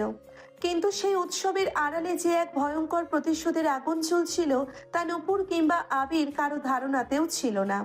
রিফাত আর তানিয়া কনফারেন্স রুমের বাইরে দাঁড়িয়ে যখন দেখলো আবির আর নূপুর দীর্ঘক্ষণ পর একসাথে কেবিন থেকে বের হলো এবং নূপুরের ঠোঁটের কোণে এক তৃপ্তির লালচে আভা, তখন ওদের বুঝতে বাকি রইল না যে ওদের হাতের পুতুল নূপুর এখন আবির চৌধুরীর মনের আসল রানী হয়ে গেছে। রিফাত রাগে নিজের হাতের ফাইলটা দেওয়ালে ছুঁড়ে মারল। তানিয়া, আমি এই অপমান সহ্য করতে পারছি না। যে নূপুর একদিন আমার পায়ের কাছে বসে কান্নাকাটি করতো, সে আজ আমারই বসের কোল ঘেঁষে আমাকে অফিস থেকে বের করে দেওয়ার থ্রেট দেয়। ওনার এত সাহস! শান্ত হও রিপাত, রাগ দিয়ে কর্পোরেট দুনিয়ায় জেতা যায় না, মাথা খাটাতে হয়। তুমি তো ওর এক্স হাজবেন্ড, ওর কত গোপন ছবি আর পেপারস তোমার কাছে আছে। আবির চৌধুরী কাল রাতে এই ডিলটা সাকসেসের জন্য এক বিশাল গ্র্যান্ড পার্টির আয়োজন করেছে। আমরা ঠিক সেই পার্টিতেই নূপুরের আসল রূপ সবার সামনে আনবো। তুমি ঠিকই বলছো তানিয়া। আবির চৌধুরী নিজেকে খুব বড় ধোয়া তুলসী পাতা ভাবছে, তাই না? ওনার দাদাজান যখন জানবে যে ওনার এই সতীসাধ্যী নাত বউ আসলে একটা বিক্রি হওয়া মেয়ে আর আমি ওনার আসল হাজবেন্ড, তখন ওই হার্ট অ্যাটাক হওয়া থেকে কেউ বাঁচাতে পারবে না। ওদিকে চৌধুরী বাড়িতে তখন এক অন্যরকম মিষ্টি সকালের সূচনা হয়েছে। নূপুর রান্নাঘরে দাঁড়িয়ে আবিরের জন্য ওর প্রিয় ব্ল্যাক কফি বানাচ্ছিল, আর ওর চঞ্চল মনটা বারবার কাল দুপুরের সেই কনফারেন্স রুমের অবাধ্য চুম্বনের স্মৃতিতে ফিরে যাচ্ছিল। ও নিজের ঠোঁট দুটো হাত দিয়ে ছুঁয়ে দেখলো, তখনও যেন সেখানে আবিরের ওম লেগে আছে। ঠিক তখনই আবির ট্রাউজার আর এক ধূসর রঙের ফতুয়া পরে রান্নাঘরের দরজায় এসে দাঁড়ালো। ওর চোখে আজ সেই চিরচেনা চশমাটা ছিল না, যার কারণে ওর চোখের গভীরতা নূপুরকে আবার একটু কাঁপিয়ে দিল। কি নূপুর বিবি, আজ সকাল সকাল কফির মগে চিনি মেশানোর বদলে নিজের মনে মনে কোন রোমান্টিক দুনিয়ায় হারিয়ে গেছেন শুনি? কফিটা কি আজ পাওয়া যাবে নাকি কাল দুপুরের মতো আবার কোন স্পেশাল রিওয়ার্ডের অপেক্ষা করছেন? নূপুর চমকে ওঠে, কফির চামচটা হাত থেকে ফেলে দিতে দিতে বলে, ওই, আপনার কি সারাদিন শুধু ওই এক নোংরা কথা মাথায় ঘোরে আবির সাহেব? কাল যা হয়েছে ওটা আমি ভুলে যেতে চাই। আপনি নিজের কফি নিন আর এখান থেকে বিদায় হন। আবির ধীর পায়ে এগিয়ে এসে নূপুরকে কিচেন কাউন্টারের সাথে একবারে চেপে ধরলো। ওর দুহাত নূপুরের দুই পাশে রেখে ওনার বন্দি করলো। ভুলে যাওয়া এত সহজ নয় নূপুর। আমার এই বুকে আপনার নখের যে আঁচড়গুলো কাল রাতে বসেছে, ওগুলো আমাকে প্রতি মুহূর্তে মনে করিয়ে দিচ্ছে যে আপনি যতই মুখে কঠিন ভাব দেখান না কেন, আপনার এই চঞ্চল শরীর আর মন শুধু আমার এই ছোঁয়ার জন্যই অপেক্ষা করে। নূপুর আবিরের শক্ত বুকের ওপর নিজের দুই হাত রেখে ওকে সরানোর চেষ্টা করতে করতে ওর গলার আওয়াজটা এক অদ্ভুত আবেগে কেঁপে উঠল। আবির, ছাড়ো। দাদাজান যে কোনো সময়ে নিচে চলে আসতে পারেন। তুমি দিন দিন বড্ড বেয়াদব হয়ে যাচ্ছ। আবির নূপুরের কানের কাছে নিজের ঠোঁটটা নিয়ে এসে ফিসফিস করে বলল, বেয়াদবি তো এখনো শুরুই করিনি বিবিজান। কাল রাতে আমাদের এই ডিল সাকসেসের জন্য এক বিশাল গ্র্যান্ড পার্টি রেখেছি। আমি চাই আমার বউ সেখানে এই শহরের সবচেয়ে সুন্দর রূপ নিয়ে হাজির হোক। একটা বিশেষ উপহার আপনার রুমে পাঠিয়ে দিয়েছি, ওটা পরেই পার্টিতে আসবেন। পরদিন রাত 8টা। ঢাকার এক বিলাসবহুল 5 তারা হোটেলের গ্র্যান্ড বলরুমটি আলো ঝলমল করছিল। দেশের নামি দামি ব্যবসায়ী, মিডিয়ার সাংবাদিক আর চৌধুরী কোম্পানির সমস্ত উচ্চপদস্থ কর্মকর্তারা সেখানে উপস্থিত ছিলেন। আবির একটা কালো স্যুট পরে পারফেক্ট কর্পোরেট কিং সেজে সবার সাথে কথা বলছিল, কিন্তু ওর চোখ দুটো বারবার বলরুমের মেইন এন্ট্রান্সের দিকে যাচ্ছিল। ওর মন আজ কোনো বিজনেস ডিল নয়, ওর নিজের বউয়ের আগমনের প্রতীক্ষায় ব্যাকুল ছিল। ঠিক তখনই বলরুমের সব আলো যেন 1 সেকেন্ডের জন্য থমকে গেল। এন্ট্রান্স দিয়ে ভেতরে ঢুকলো নূপুর। পরনে ছিল আবিরের পাঠানো সেই বিশেষ উপহার, একটা গাঢ় মেরুন রঙের ভেলভেট ওয়েস্টার্ন গাউন। গাউনের অফ শোল্ডার কাটিং এর কারণে নূপুরের ফর্সা কাঁধ, মসৃণ পিঠ আর ওনার সুডৌল গলার খাঁজ পুরো হলের আলোয় হীরের মতো চকচক করছিল। চুলগুলো ওপরে একটা সুন্দর খোপা করা ছিল, যেখান থেকে 2-1টা লট ওর ফর্সা গালে এসে আলতো করে ছুঁয়ে যাচ্ছিল। নূপুরকে আজ কোনো দেশের রাজকন্যা বললেও ভুল হবে না। হলরুমের সমস্ত পুরুষদের চোখ এক নিমেষে নূপুরের ওপরে সে স্থির হলো। আবির যখন দেখলো বাকি পুরুষেরা ওর বউয়ের এই উন্মুক্ত পিঠ আর রূপের দিকে হাওয়াতের মতো তাকিয়ে আছে, তখন ওর ভেতরে সেই পজেসিভ পুরুষটা 1 সেকেন্ডে জেগে উঠলো। ওর চোয়াল শক্ত হয়ে গেল। হাতের ওয়াইনের গ্লাসটা টেবিলের উপর ধপ করে রেখে হনহন করে নূপুরের দিকে এগিয়ে গেল। ও কোনো কথা না বলে নূপুরের হাতটা নিজের শক্ত মুঠোয় ধরে ওকে হলরুমের পেছনের ভিআইপি ট্রায়াল রুমের দিকে টেনে নিয়ে যেতে লাগলো। নূপুর আবিরের সাথে তাল মেলাতে গিয়ে প্রায় দৌড়াচ্ছিল। ফিসফিস করে রাগী গলায়, ওই আবির সাহেব, কি করছেন এটা? সবাই আমাদের দিকে তাকিয়ে আছে, আপনি আমাকে এইভাবে একলা রুমে টেনে নিয়ে যাচ্ছেন কেন? ছাড়ুন আমাকে। আবির কোনো উত্তর দিল না। ও ট্রায়াল রুমের ভেতরে নূপুরকে একরকম ধাক্কা দিয়ে ঢুকিয়ে দিয়ে নিজের হাত দিয়ে দরজার ভারী লকটা আটকে দিল। ঘরের ভেতর তখন হালকা সোনালি রঙের ড্রিম লাইট জ্বলছিল। আবির এক ঝটকায় নিজের কোটটা খুলে ফ্লোরে ছুঁড়ে মারল এবং নূপুরকে দেওয়ালের সাথে এমনভাবে চেপে ধরল যে নূপুরের ভারী গাউনের ঘেরটা ওর পায়ের সাথে পেঁচিয়ে গেল। আবির নূপুরের 2 কাঁধ নিজের শক্ত হাত দিয়ে চেপে ধরে। ওর চোখ দুটো তখন রাগে আর তীব্র কামনায় জ্বলছিল। আপনাকে এই ড্রেসটা পরে আসতে কে বলেছিল নূপুর? আমি আপনাকে সুন্দর দেখাতে বলেছিলাম।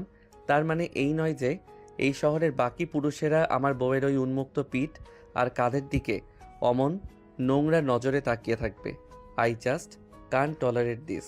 নূপুর আবিরের এই তীব্র পজিটিভ রূপ দেখে ওর ভেতরের সেই চঞ্চল মনটা হঠাৎ এক অন্যরকম সুখানুভূতিতে মেতে উঠল। ও একটু বাঁকা হেসে ওর চোখের দিকে তাকালো। কেন আবির সাহেব, আপনার কি হিংসে হচ্ছে? বাকিরা তাকালে আপনার কি? আপনি তো আমাকে জাস্ট একটা এগ্রিমেন্টের মাধ্যমে বিয়ে করেছেন, তাই না? আমার উপর আপনার এত কিসের অধিকার?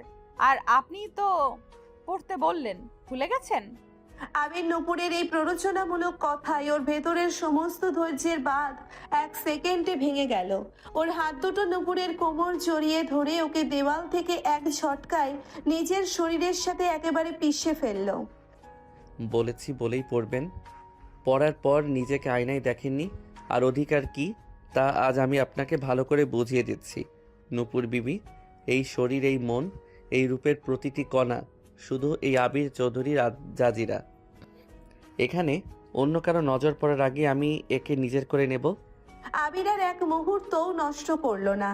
ওর তৃষ্ণার্ত আর চওড়া ঠোঁটজোড়া নূপুরের অফ শোল্ডার গাউনের ওপর দিয়ে ওর ফর্সা কাঁধে আর গলায় এক তীব্র কামড়ে বসিয়ে দিল। নূপুর এই হঠাৎ আক্রমণে নিজের চোখ দুটো বন্ধ করে এক তীব্র চিৎকার দিতে গেল, কিন্তু আবির ওর অন্য হাত দিয়ে নূপুরের মুখটা শক্ত করে চেপে ধরল। আবিরের ঠোঁটের উষ্ণতা আর ওর দাঁতের আলতো কামড় নূপুরের গলায় নরম চামড়ায় এক তীব্র বিদ্যুতের তরঙ্গ তৈরি করলো। নূপুর তীব্র এক সুখানুভূতিতে অবশ হয়ে যেতে লাগলো।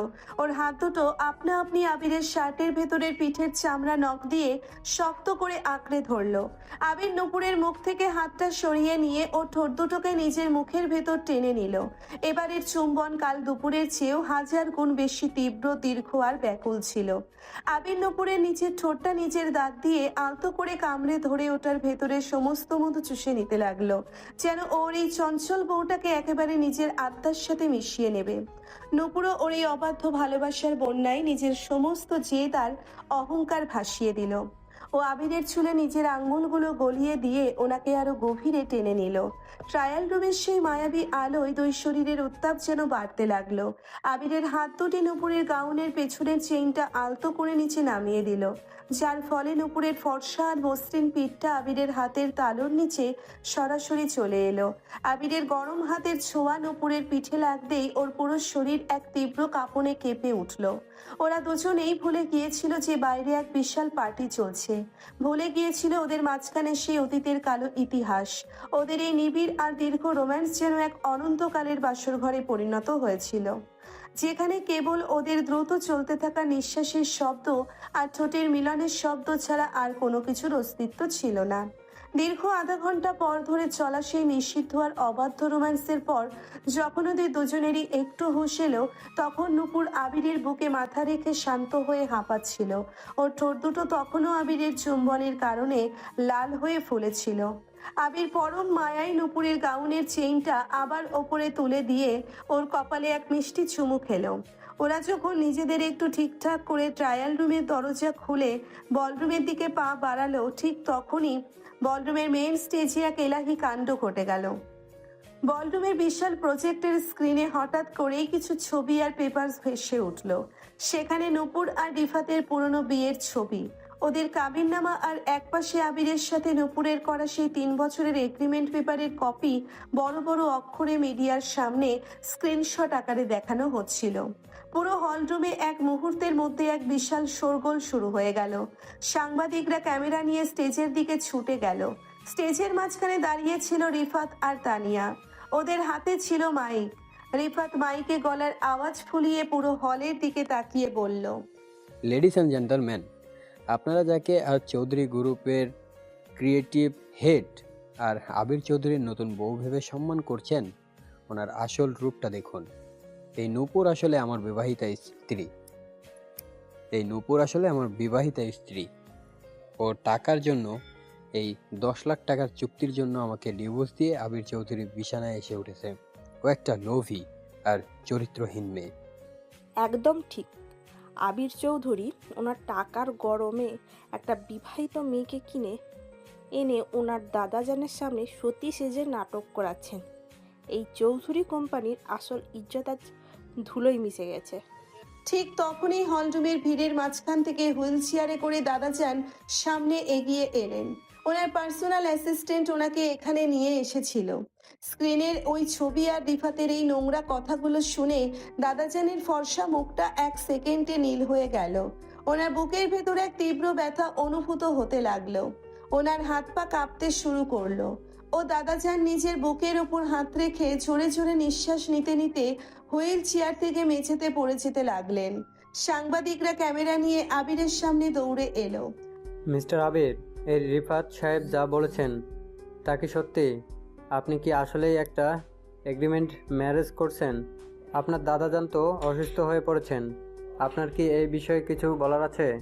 নূপুর স্টেজের এই দৃশ্য আর দাদাজানের এই অবস্থা দেখে ওর পুরো পৃথিবী যেন এক সেকেন্ডে ওলটপালট হয়ে গেল।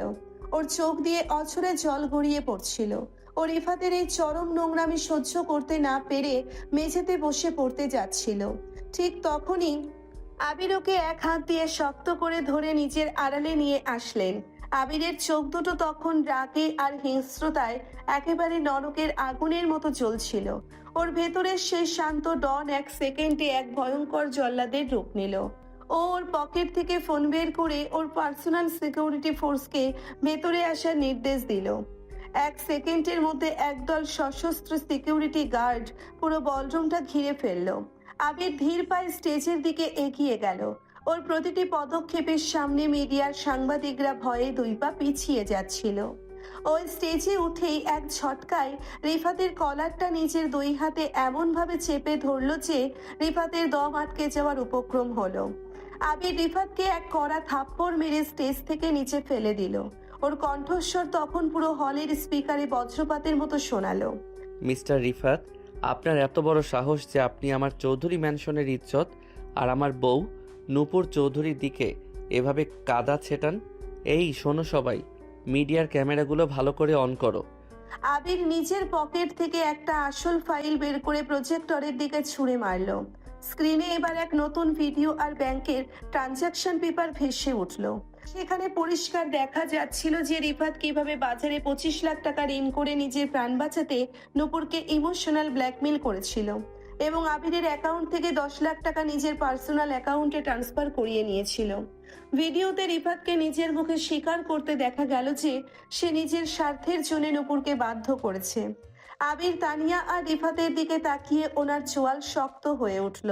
নূপুর আমার দাদাজানের নিজের পছন্দে এবং আইনিভাবে আমার একমাত্র বৈধ স্ত্রী। এই রিফাত একটা আস্ত কাপুরুষ যে নিজের ঋণের জন্য নিজের বউয়ের জীবন ধ্বংস করতে চেয়েছিল। আর তানিয়া যে আমার কোম্পানির ডিজাইন চুরি করে ইতালির মার্কেটে বিক্রি করতে চেয়েছিল, ওনার পুরো ফাইল আজ আমি পুলিশের হাতে তুলে দিচ্ছি। Inspector, arrest them right now. বলরুমের পেছনের দরজা দিয়ে পুলিশ এসে রিফাত আর তানিয়াকে হাতকড়া পরিয়ে একরকম ঘাড় ধাক্কা দিয়ে টেনে নিয়ে গেল। ওরা দুজনেই তখন ভয়ে আর অপমানে চিৎকার করছিল, কিন্তু ওদের বাঁচানোর মতো আর কেউ ছিল না। আবির স্টেজ থেকে নেমে দ্রুত নূপুরের কাছে ছুটে গেল এবং ওকে নিজের বুকের সাথে শক্ত করে জড়িয়ে ধরল। আবির নূপুরের কপালে নিজের ঠোঁটটা চেপে ধরে।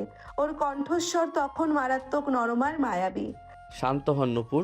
আপনার এই আবির চৌধুরী বেঁচে থাকতে এই দুনিয়ার কারো সাধ্য নেই যে আপনার দিকে চোখ তুলে তাকায়। দাদাজানকে জলদি হাসপাতালে নিতে হবে। আপনি ওনার সাথে গাড়িতে উঠুন। নূপুর আবিরের বুকে মুখ লুকিয়ে ওর চোখ দিয়ে তখন কৃতজ্ঞতার আর ভালোবাসার জল ঝরছিল। আবির, তুমি আজ যদি না থাকতে তবে আমি মরে যেতাম। আমি তোমাকে কোনোদিন ছেড়ে যাব না। আবির নূপুরকে আর দাদাজানকে ওর পার্সোনাল গাড়িতে তুলে নিয়ে হসপিটালের দিকে রওনা করিয়ে দিল।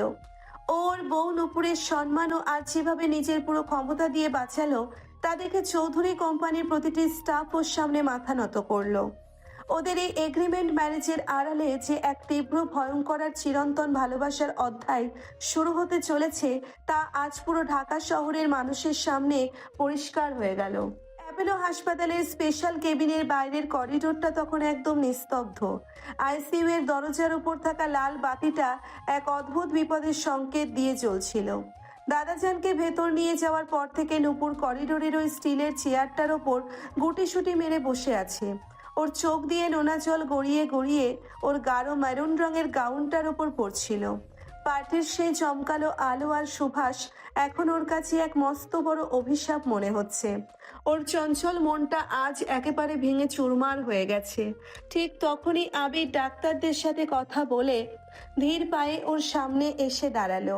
ওর পরনে তখনও সেই কালো স্যুট, তবে টাইটা কিছুটা আলগা করা। আবির নূপুরের সামনে এক হাঁটু গেড়ে বসে ওর কাঁপতে থাকা হাত দুটো নিজের হাতের মুঠোয় নিয়ে নিল। নূপুর, এভাবে ভেঙে পড়লে চলবে না। ডক্টর বলেছেন দাদাজানের কন্ডিশন এখন আগের চেয়ে অনেক স্টেবল। ওনার ওই ইনজেকশনটা কাজ করা শুরু করেছে। প্লিজ চোখটা মুছুন। নূপুর আবিরের চোখের দিকে তাকিয়ে আর নিজেকে ধরে রাখতে পারল না। ও এক ঝটকায় আবিরের চওড়া বুকে মুখ লুকিয়ে ফুপিয়ে কেঁদে উঠল। আবির, আমার জন্য দাদাজানের আজ এই অবস্থা। রিফাত যদি অমন নোংরা ছবি আর পেপারগুলো সবার সামনে না আনতো তবে দাদাজান অমন করে জ্ঞান হারাতেন না। আমি এই চৌধুরী বাড়ির জন্য এক মস্ত বড় অপয়া আবির সাহেব। আবির নূপুরকে নিজের বুকের সাথে আরো শক্ত করে চেপে ধরে। ওর পিঠে আলতো করে হাত বুলাতে বুলাতে ওর কণ্ঠস্বর মারাত্মক নরম হয়ে এলো। এই একদম ফালতু কথা বলবেন না নূপুর। আপনি কোনো অপয়া নন। আপনি আমার দাদাজানের জীবনের সবচেয়ে বড় খুশি। রিফাতের মতো একটা পোকা আমার ইজ্জতে কামড় দিতে চেয়েছিল। ওকে আমি ওর সঠিক জায়গায় পাঠিয়ে দিয়েছি। এখন শুধু আপনি আর আমি। আবির নিজের গা থেকে দামি স্যুট ব্লেজারটা খুলে নূপুরের উন্মুক্ত কাঁধ আর পিঠের ওপর জড়িয়ে দিল। হাসপাতালের এসির ঠান্ডায় নূপুরের শরীরটা কাঁপছিল, কিন্তু আবিরের ওই ব্লেজারের পুরুষালী ওম আর ওই বুকের ওলটপালট ধকধকানি নূপুরকে এক পরম শান্তি দিল। নূপুর আর নিজেকে ভেতরের সেই কঠিন ঝগড়াটি রূপটা ধরে রাখতে পারল না। ও আবিরের শার্টের কলারটা শক্ত করে চেপে ধরে ওর বুকের ভেতর নিজের অস্তিত্ব বিলীন করে দিতে চাইল। আবির নূপুরের থুতনিটা আলতো করে উছিয়ে ধরে ওর চোখের কোণের জল নিজের বুড়ো আঙ্গুল দিয়ে মুছে দিল। ঘরের ভেতরের এই নির্জন আলো ছায়ায় ওদের দুজনের চোখ এক হয়ে গেল।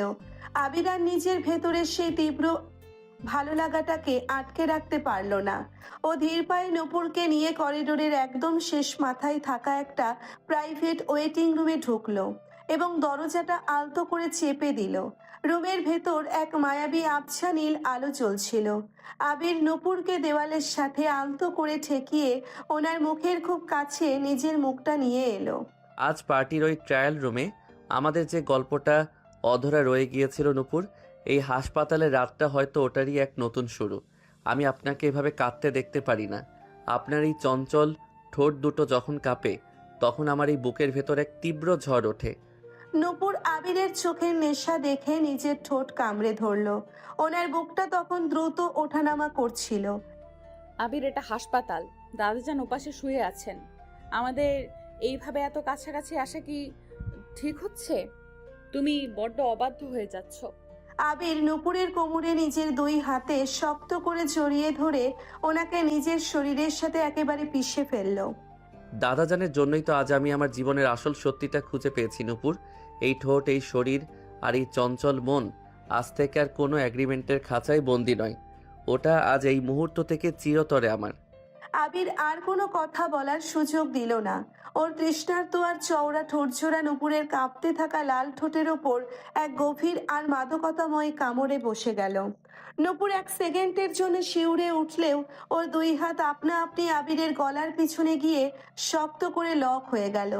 এবারের চুম্বনে কোনো ভয় ছিল না, ছিল না কোনো অতীতের গ্লানি, ছিল শুধু এক দীর্ঘ চক্রান্তের পর দুই হৃদয়ের এক হয়ে যাওয়ার পরম আকুলতা। আবির নূপুরের নিচের ঠোঁটটা নিজের মুখের ভেতর টেনে নিয়ে এমনভাবে চুষতে লাগলো যেন ও ওর এই চঞ্চল বউটার সমস্ত কষ্ট আর চোখের জল এক নিমেষে শুষে নেবে। নূপুরের গাউনের ওপর দিয়ে আবিরের হাত দুটি ওর ফর্সা কোমর আর পিঠের ওপর তীব্রভাবে মেখে যাচ্ছিল। আবিরের হাতের প্রতিটি ছোঁয়া নূপুরের শরীরে এক অদ্ভুত কামনার আগুন জ্বালিয়ে দিচ্ছিল, যার ফলে ওর পায়ের আঙ্গুলগুলো কাপড়ের ভেতর কুঁকড়ে যাচ্ছিল। ওয়েটিং রুমের সেই আবছা নীলালয় ওদের এই নিবিড় আর দীর্ঘ রোম্যান্স এক অনন্তকালের প্রেমের মহাকাব্যে পরিণত হলো। আবির নূপুরের ঠোঁট থেকে নিজের মুখটা সামান্য সরিয়ে ওর ফর্সা গাল, নাক আর চোখের পাতায় নিজের ঠোঁটের উষ্ণ ছোঁয়া দিতে লাগলো। নূপুর তীব্র এক সুখানুভূতিতে চোখ বন্ধ করে আবিরের বুকে নিজের মুখটা আরো গভীরভাবে লুকিয়ে ফেললো। ওরা দুজনেই বুঝতে পারলো যে ওদের মাঝখানের এই অদৃশ্য দেওয়ালটা আজ রাতের মতো চিরতরে ধুলোয় মিশে গেছে। পরদিন সকাল 8টা। আইসিইউতে দাদাজানকে ভিআইপি কেবিনে শিফট করা হয়েছে। ওনার জ্ঞান তখন পুরোপুরি ফিরে এসেছে এবং ওনার মুখে সেই চেনা মায়াবী হাসিটা আবার ফুটে উঠেছে। নূপুর সকাল সকাল ফ্রেশ হয়ে একটা সাধারণ সুতির শাড়ি পরে দাদাজানের পাশে বসে ওনার হাতটা ম্যাসাজ করে দিচ্ছিল। আবির এক কোণে দাঁড়িয়ে ওনাদের এই সুন্দর দৃশ্য দেখে মনে মনে এক পরম তৃপ্তি অনুভব করছিল।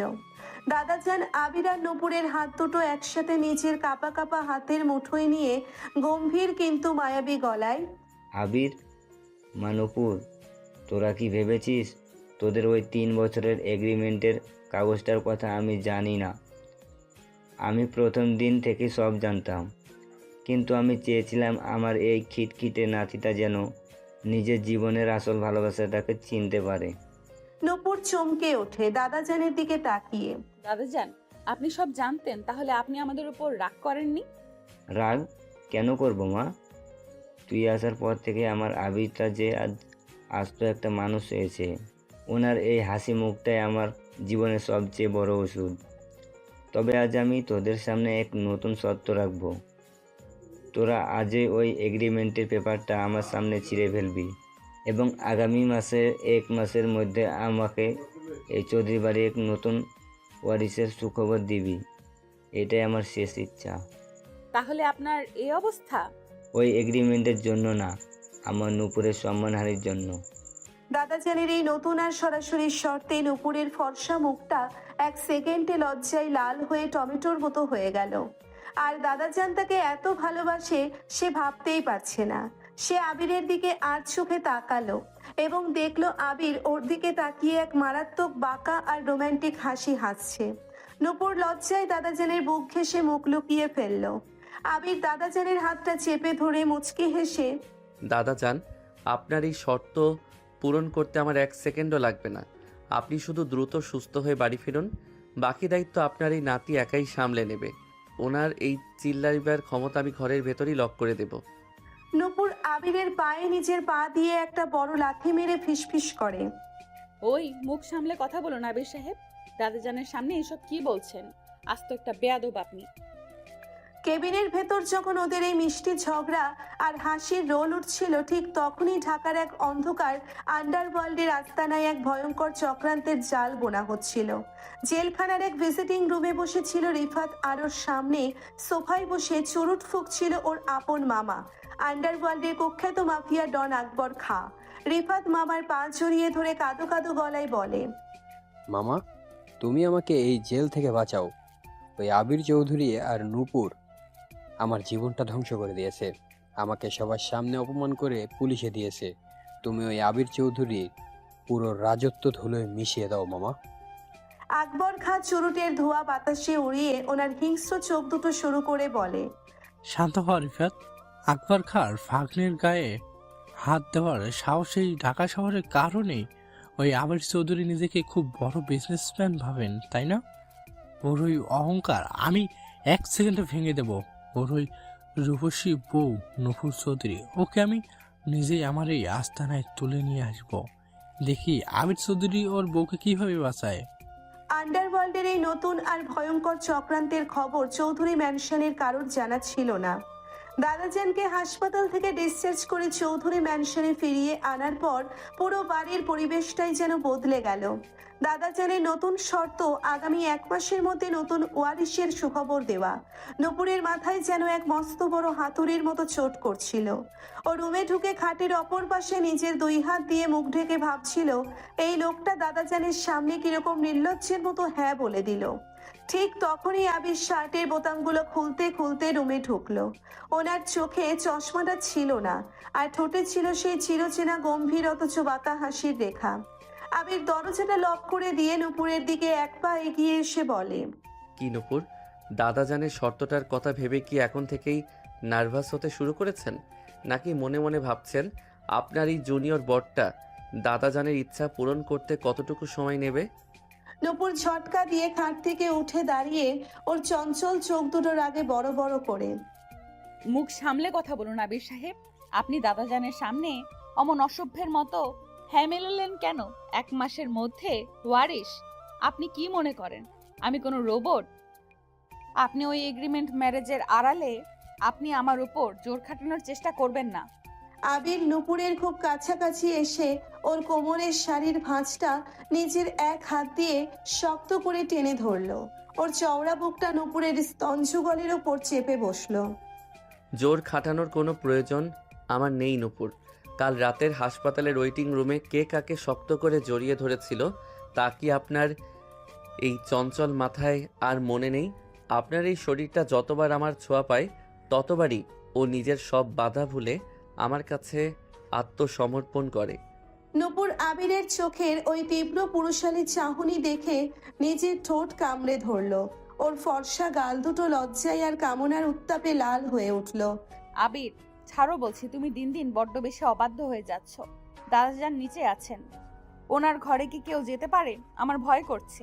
আবির নূপুরের কানের লতির কাছে নিজের মুখটা নিয়ে এসে ওর উষ্ণ নিঃশ্বাস নূপুরের কানের চামড়ায় এক অদ্ভুত কামনার কাঁপন তৈরি করলো। ভয় পাওয়ার কিছু নেই বিবিজান, আজ রাতে আমাদের এই বিছানায় কোনো এগ্রিমেন্টের দেয়াল থাকবে না।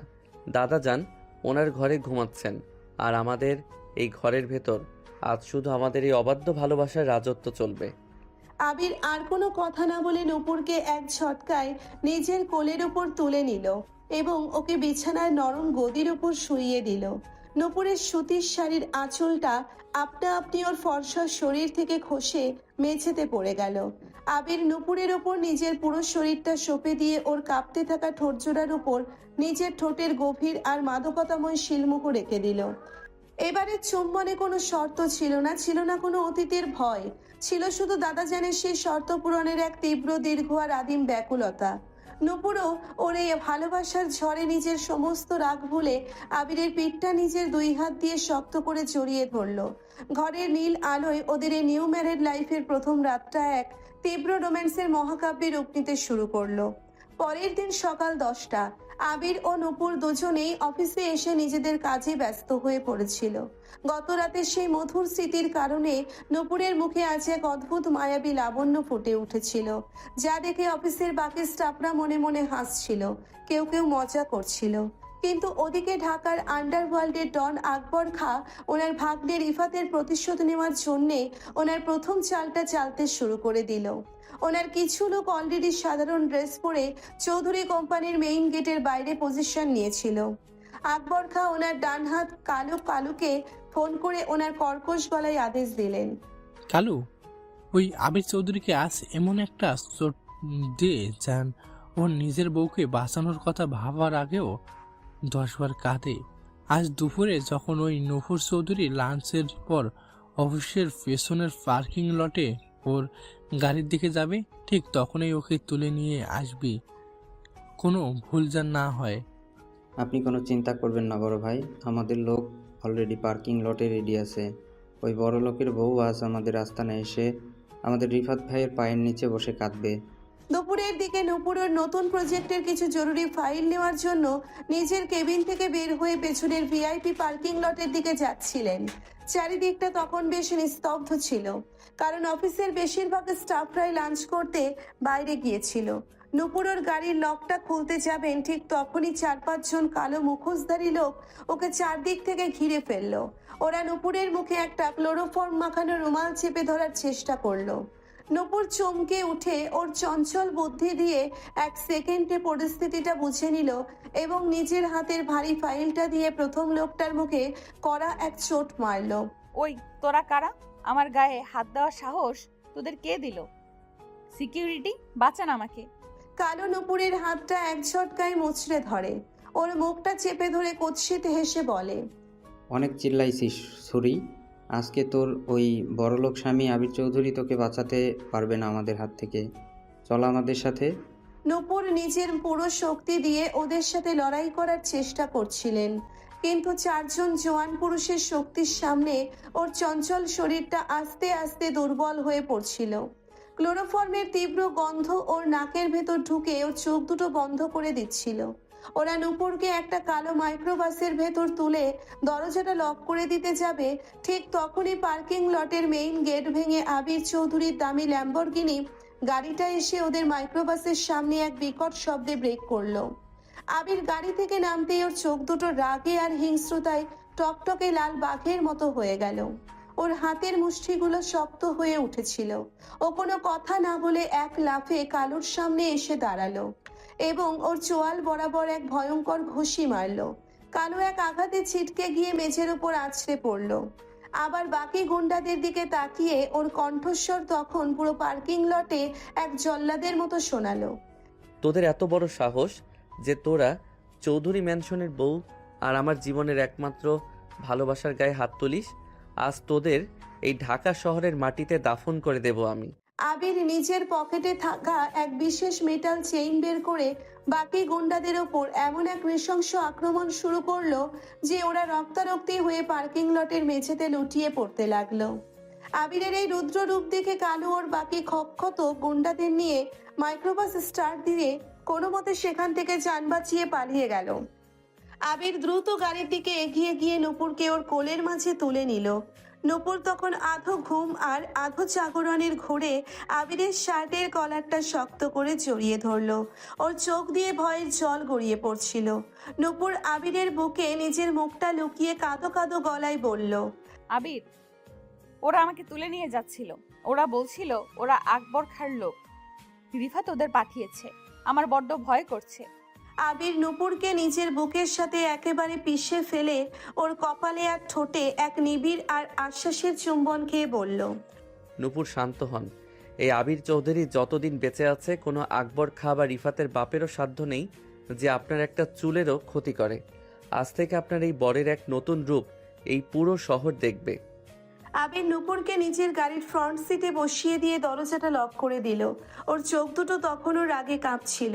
পার্কিং লটে সেই রক্তক্ষয়ী ঘটনার পর আবির আর এক মুহূর্ত অফিসে দাঁড়ায়নি। ও নূপুরকে নিজের পাঁজা খোলা করে গাড়ির ফ্রন্ট সিটে বসিয়ে সোজা চৌধুরী ম্যানশনের দিকে রওনা দিল। পুরো রাস্তায় আবিরের এক হাত ছিল গাড়ির স্টিয়ারিংয়ে, আর অন্য হাতটাও নূপুরের বরফের মতো ঠান্ডা হয়ে যাওয়া হাতটার ওপর শক্ত করে চেপে ধরে রেখেছিল। নূপুরের চোখ দুটো তখনও আতঙ্কে আর ক্লোরোফর্মের হালকা নেশায় বুজে আসছিল। ও শুধু অবশ হয়ে আবিরের চওড়া কাঁধের দিকে তাকিয়ে ভাবছিল এই লোকটা ওর জন্য নিজের জীবন বাজি রাখতেও এক সেকেন্ড ভাবেনি। গাড়ি এসে যখন চৌধুরী ম্যানশনের বিশাল গেটের সামনে থামলো, তখন আবির ওর পার্সোনাল সিকিউরিটি হেডকে ডেকে পুরো বাড়ির নিরাপত্তা 10 গুণ বাড়িয়ে দেওয়ার নির্দেশ দিল। ও সিকিউরিটি টিমকে স্পষ্ট জানিয়ে দিল অনুমতি ছাড়া একটা পাখিও যেন এই বাড়ির সীমানায় ঢুকতে না পারে। এরপর ও নূপুরকে আলতো করে কোলে তুলে নিয়ে সোজা ওদের বেডরুমে চলে এলো। দাদাজান তখন ওর ঘরে ঘুমোচ্ছিল, তাই ওকে এই বিপদের কথা জানানো হয়নি। আবির নূপুরকে বিছানায় নরম গদির ওপর শুইয়ে দিল। নূপুরের সেই চঞ্চল আর বুদ্ধিমতী রূপটা আজ ভয়ের চাদরে ঢাকা পড়ে গেছে। ও বিছানার চাদরটা খামছে ধরে কাঁপছিল। আবির ওয়াশরুম থেকে একটা ভেজা তোয়ালে নিয়ে এসে নূপুরের মুখের চারপাশ আর ওর ফর্সা হাত দুটো পরম যত্নে মুছে দিতে লাগলো, যাতে ক্লোরোফর্মের নোংরা গন্ধটা কেটে যায়। নূপুর আবিরের শার্টের হাতাটা খামছে ধরে ওনার গলার আওয়াজ তখনও কাঁপছিল। আবির, ওনারা যদি তোমাকে মেরে ফেলতো? কালু নামের ওই লোকটার হাতে একটা ধারালো ছুরি ছিল। আমি নিজের চোখের সামনে তোমাকে আমার রক্তাক্ত ফাইট করতে দেখে আমার বুকটা ফেটে যাচ্ছিল। আমার এই ভাঙা অতীতের জন্য কেন তুমি বারবার বিপদে পড়বে? আবির তোয়ালেটা একপাশে রেখে নূপুরের খুব কাছাকাছি এসে বসলো। ওর চশমা ছাড়া চোখ দুটোতে এখন আর কোনো রাগ ছিল না, ছিল শুধু এক সমুদ্র ভালোবাসা। আবার অমন ফালতু কথা নূপুর। আপনাকে আমি কতবার বলবো যে আপনি আমার অতীত, বর্তমান আর ভবিষ্যৎ। আপনার ওই এক্স হাজব্যান্ড রিফাত আর ওনার মাফিয়া মামা আকবর খা ভেবেছে আবির চৌধুরী শুধু ফাইল সই করতে জানে। ওরা জানে না যে ওদের এই শান্ত বসের ভেতরে একটা সিংহ ঘুমিয়ে থাকে, যার ডেরায় হাত দিলেও কাউকে জ্যান্ত ছাড়ে না। নূপুর আবিরের এই পুরুষালী আশ্বাসে ওর চোখের জল আর আটকে রইল না। ও ধরপড় করে উঠে আবিরের গলাটা 2 হাতে শক্ত করে জড়িয়ে ধরলো। আমি বড্ড ভয় পেয়েছিলাম আবির। রিফাত যখন আমাকে টাকার জন্য বিক্রি করেছিল, তখন আমার মনে হয়েছিল এই পৃথিবীতে সম্মান আর ভালোবাসার কোনো দাম নেই। কিন্তু আজ তোমার এই বুকে এসে মনে হচ্ছে আমি আমার সারা জীবনের নিরাপদ আশ্রয় খুঁজে পেয়েছি। আমাকে কোনোদিন তোমার থেকে দূরে সরিয়ে দিও না। নূপুরের মুখের এই প্রথম ভালোবাসার স্বীকারোক্তি শুনে আবিরের ভেতরের সমস্ত ধৈর্যের বাঁধ এক সেকেন্ডে ধুলোয় মিশে গেল। ও ওর 2 হাত দিয়ে নূপুরের মুখটা আলতো করে উছিয়ে ধরলো। ঘরের ভেতর তখন হালকা নীল রঙের ড্রিম লাইটটা জ্বলছিল। সেই আলো যেন ওদের 2 শরীরকে এক মায়াবী আলো ছায়ায় ঢেকে দিয়েছিল। আবির দেখতে পেল নূপুরের ঠোঁট দুটো ভয়ের কারণে তখনও সামান্য কাঁপছে, আর ওর সুতির শাড়ির আঁচলটা কাঁধ থেকে খসে গিয়ে ওর ফর্সা আর মসৃণ বুকের অংশটাকে উন্মুক্ত করে দিয়েছে। আবির নূপুরের ঠোঁটের খুব কাছে নিজের মুখটা নিয়ে এসে ওর কণ্ঠস্বর তখন এক অন্যরকম কামনার নেশায় বুঁদ হয়েছিল। দূরে সরিয়ে দেওয়ার কথা আর কোনোদিন আপনার এই চঞ্চল মুখে আনবেন না নূপুর। দাদা যান আমাদের 1 মাসের সময় দিয়েছেন ওনার শর্ত পূরণ করার জন্য, কিন্তু আমার মনে হচ্ছে আকবর খাঁর এই চক্রান্তের পর আপনাকে এক মুহূর্তের জন্যেও নিজের থেকে আলাদা রাখা আমার পক্ষে অসম্ভব। আজ রাতে এই বিছানায় আমাদের ভালোবাসার এক নতুন ইতিহাস লেখা হবে। নূপুর আবিরের চোখের সেই তীব্র আদিম তৃষ্ণা দেখে ওর পুরো শরীর এক অন্যরকম উত্তাপে শিউরে উঠল। ও নিজের চোখ দুটো বন্ধ করে আবিরের শার্টের বোতামগুলো কাঁপতে থাকা আঙ্গুল দিয়ে একটা একটা করে খুলতে লাগলো। আবির, আজ আমি কোনো বাধা দেব না। আজ আমি শুধু তোমার এই চৌধুরী মেনশনের আইনি বউ হয়ে নয়, তোমার এই হৃদয়ের আসল রানী হয়ে তোমার কাছে নিজেকে সঁপে দিতে চাই। তুমি আজ আমার সমস্ত ভয়কে তোমার এই ভালোবাসা দিয়ে মুছে দাও। আবির আর 1 সেকেন্ডও সময় নষ্ট করলো না। ও ওর চওড়া আর তৃষ্ণার্ত ঠোঁটজোড়া নূপুরের ফোলা ফোলা মিষ্টি ঠোঁটের ওপর এক জাদুকরী তীব্রতায় চেপে ধরলো। এবারে চুম্বনে কোনো শর্তের দেওয়াল ছিল না, ছিল শুধু এক ভয়ঙ্কর বিপদের পর দুজনকে ফিরে পাওয়ার পরম ব্যাকুলতা। আবির নুপুরের ঠোঁটের ভেতরে সমস্ত অমৃত এমনভাবে নিজের মুখের ভেতর শুষে নিতে লাগলো যেন ওর এই চঞ্চল বউটার শরীরের প্রতিটি কোণকে নিজের নামের শিলমোহর দিয়ে দেবে। আবিরের হাত দুটো নুপুরের শাড়ির বাকি অংশটা গা থেকে এক ঝটকায় আলতো করে সরিয়ে দিল। নুপুরের ফর্সা মসৃণ আর চাঁদের আলোর মতো সুন্দর শরীরটা সরাসরি আবিরের চোখের সামনে চলে এলো। আবিরের গরম হাতের তালু নুপুরের উন্মুক্ত কোমর, পিঠ আর ওর ভরা স্তনযুগলের ওপর তীব্র কামনায় মেখে যেতে লাগলো। আবিরের হাতের প্রতিটি ছোঁয়া নুপুরের ভেতরের সুপ্ত কামনার আগুনকে দাউ দাউ করে জ্বালিয়ে দিল। নুপুর তীব্র এক অপার্থিব সুখানুভূতিতে ওর পিঠটা ধনুকের মতো বাঁকিয়ে নিল, আর ওর হাতের নখগুলো আবিরের চওড়া পিঠের ওপর এক গভীর আঁচড় কেটে দিল। ওয়েটিং রুমের চেয়েও 1000 গুণ বেশি নিবিড় আর দীর্ঘ এক অবাধ্য প্রেমের ঝড়ে মেতে উঠল ওদের এই বেডরুম। আবির ওর ঠোঁট দুটো নুপুরের ঠোঁট থেকে সরিয়ে ওর ফর্সা গলা, কাঁধ আর ওর নাভির নিচের অংশে নিজের উষ্ণ ছোঁয়া আর আলতো কামড়ের দাগ এঁকে দিতে লাগলো। নুপুরের মুখ থেকে তখন এক মৃদু মাদকতাময় গোঙানির আওয়াজ বের হচ্ছিল, যা আবিরকে আরো বেশি হিংস্র আর ব্যাকুল করে তুলছিল। ওরা দুজনেই দাদাজানের সেই শর্তের কথা মনে রেখে এক নতুন প্রাণের স্পন্দন তৈরি করার নেশায় নিজেদের সম্পূর্ণ অস্তিত্বকে বিলীন করে দিল। ঘরের এসির ঠান্ডা হাওয়ায় ওদের শরীরের এই তীব্র কামনার আগুনকে শান্ত করতে পারছিল না। পরের দিন সকালে সূর্যটা যখন চৌধুরী ম্যানশনের জানালার পর্দা ভেদ করে ঘরের ভেতরে এসে পড়ল, তখন নুপুর আবিরের চওড়া বুকের ওপর নিজের মাথাটা রেখে শান্তিতে ঘুমাচ্ছিল। ওর ফর্সা পিঠে আর গলায় আবিরের গত রাতের ভালোবাসার লালচে দাগগুলো স্পষ্ট হয়ে চলছিল। আবির চোখ খুলে নুপুরের নিষ্পাপ আর মায়াবী রূপ দেখে ওর কপালে এক পরম যত্নের চুম্বন খেলো। ও মনে মনে প্রতিজ্ঞা করলো এই চঞ্চল মেয়েটার হাসি মুখ বাঁচাতে ও এই পুরো পৃথিবীর সাথে যুদ্ধ করতে রাজি।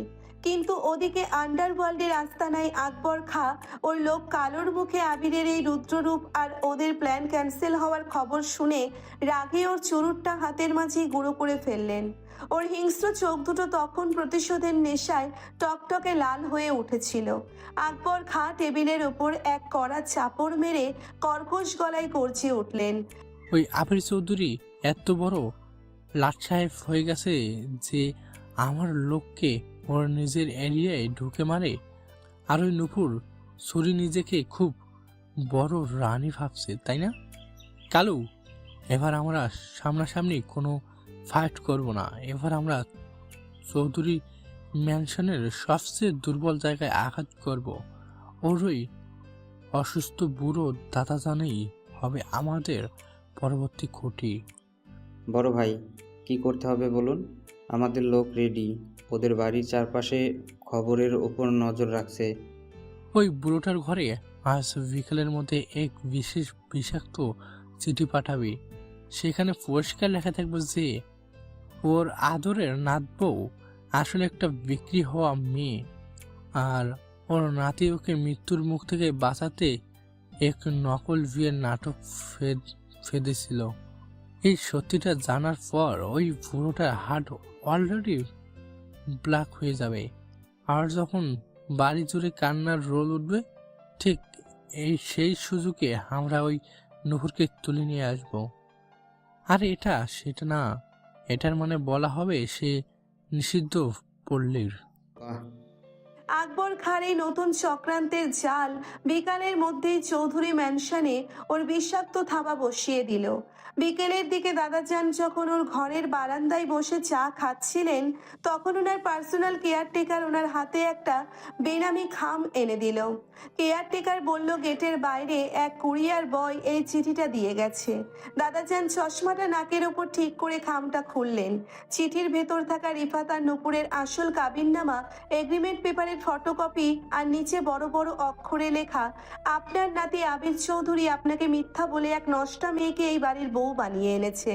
সে শুধু রিফাতের বউ ছিল না, এর আগে সে বেশ্যাপল্লীতে ছিল। এই লাইনগুলো পড়ার সাথে সাথে দাদাজানের হাত থেকে চায়ের কাপটা ফ্লোরে পড়ে এক বিকট শব্দে ভেঙে চুরমার হয়ে গেল। ওনার বুকের ভেতর এক তীব্র অসহ্য যন্ত্রণার মোচড় দিয়ে উঠল। ওনার ফর্সা মুখটা এক সেকেন্ডে ফ্যাকাশে হয়ে গেল এবং ও নিজের দুই হাত দিয়ে বুকটা চেপে ধরে ছটফট করতে করতে মেঝের উপর লুটিয়ে পড়লেন। ঠিক তখনই নূপুর রান্নাঘর থেকে দাদাজানের জন্য নতুন সুজি নিয়ে ওনার ঘরের দিকে আসছিলেন।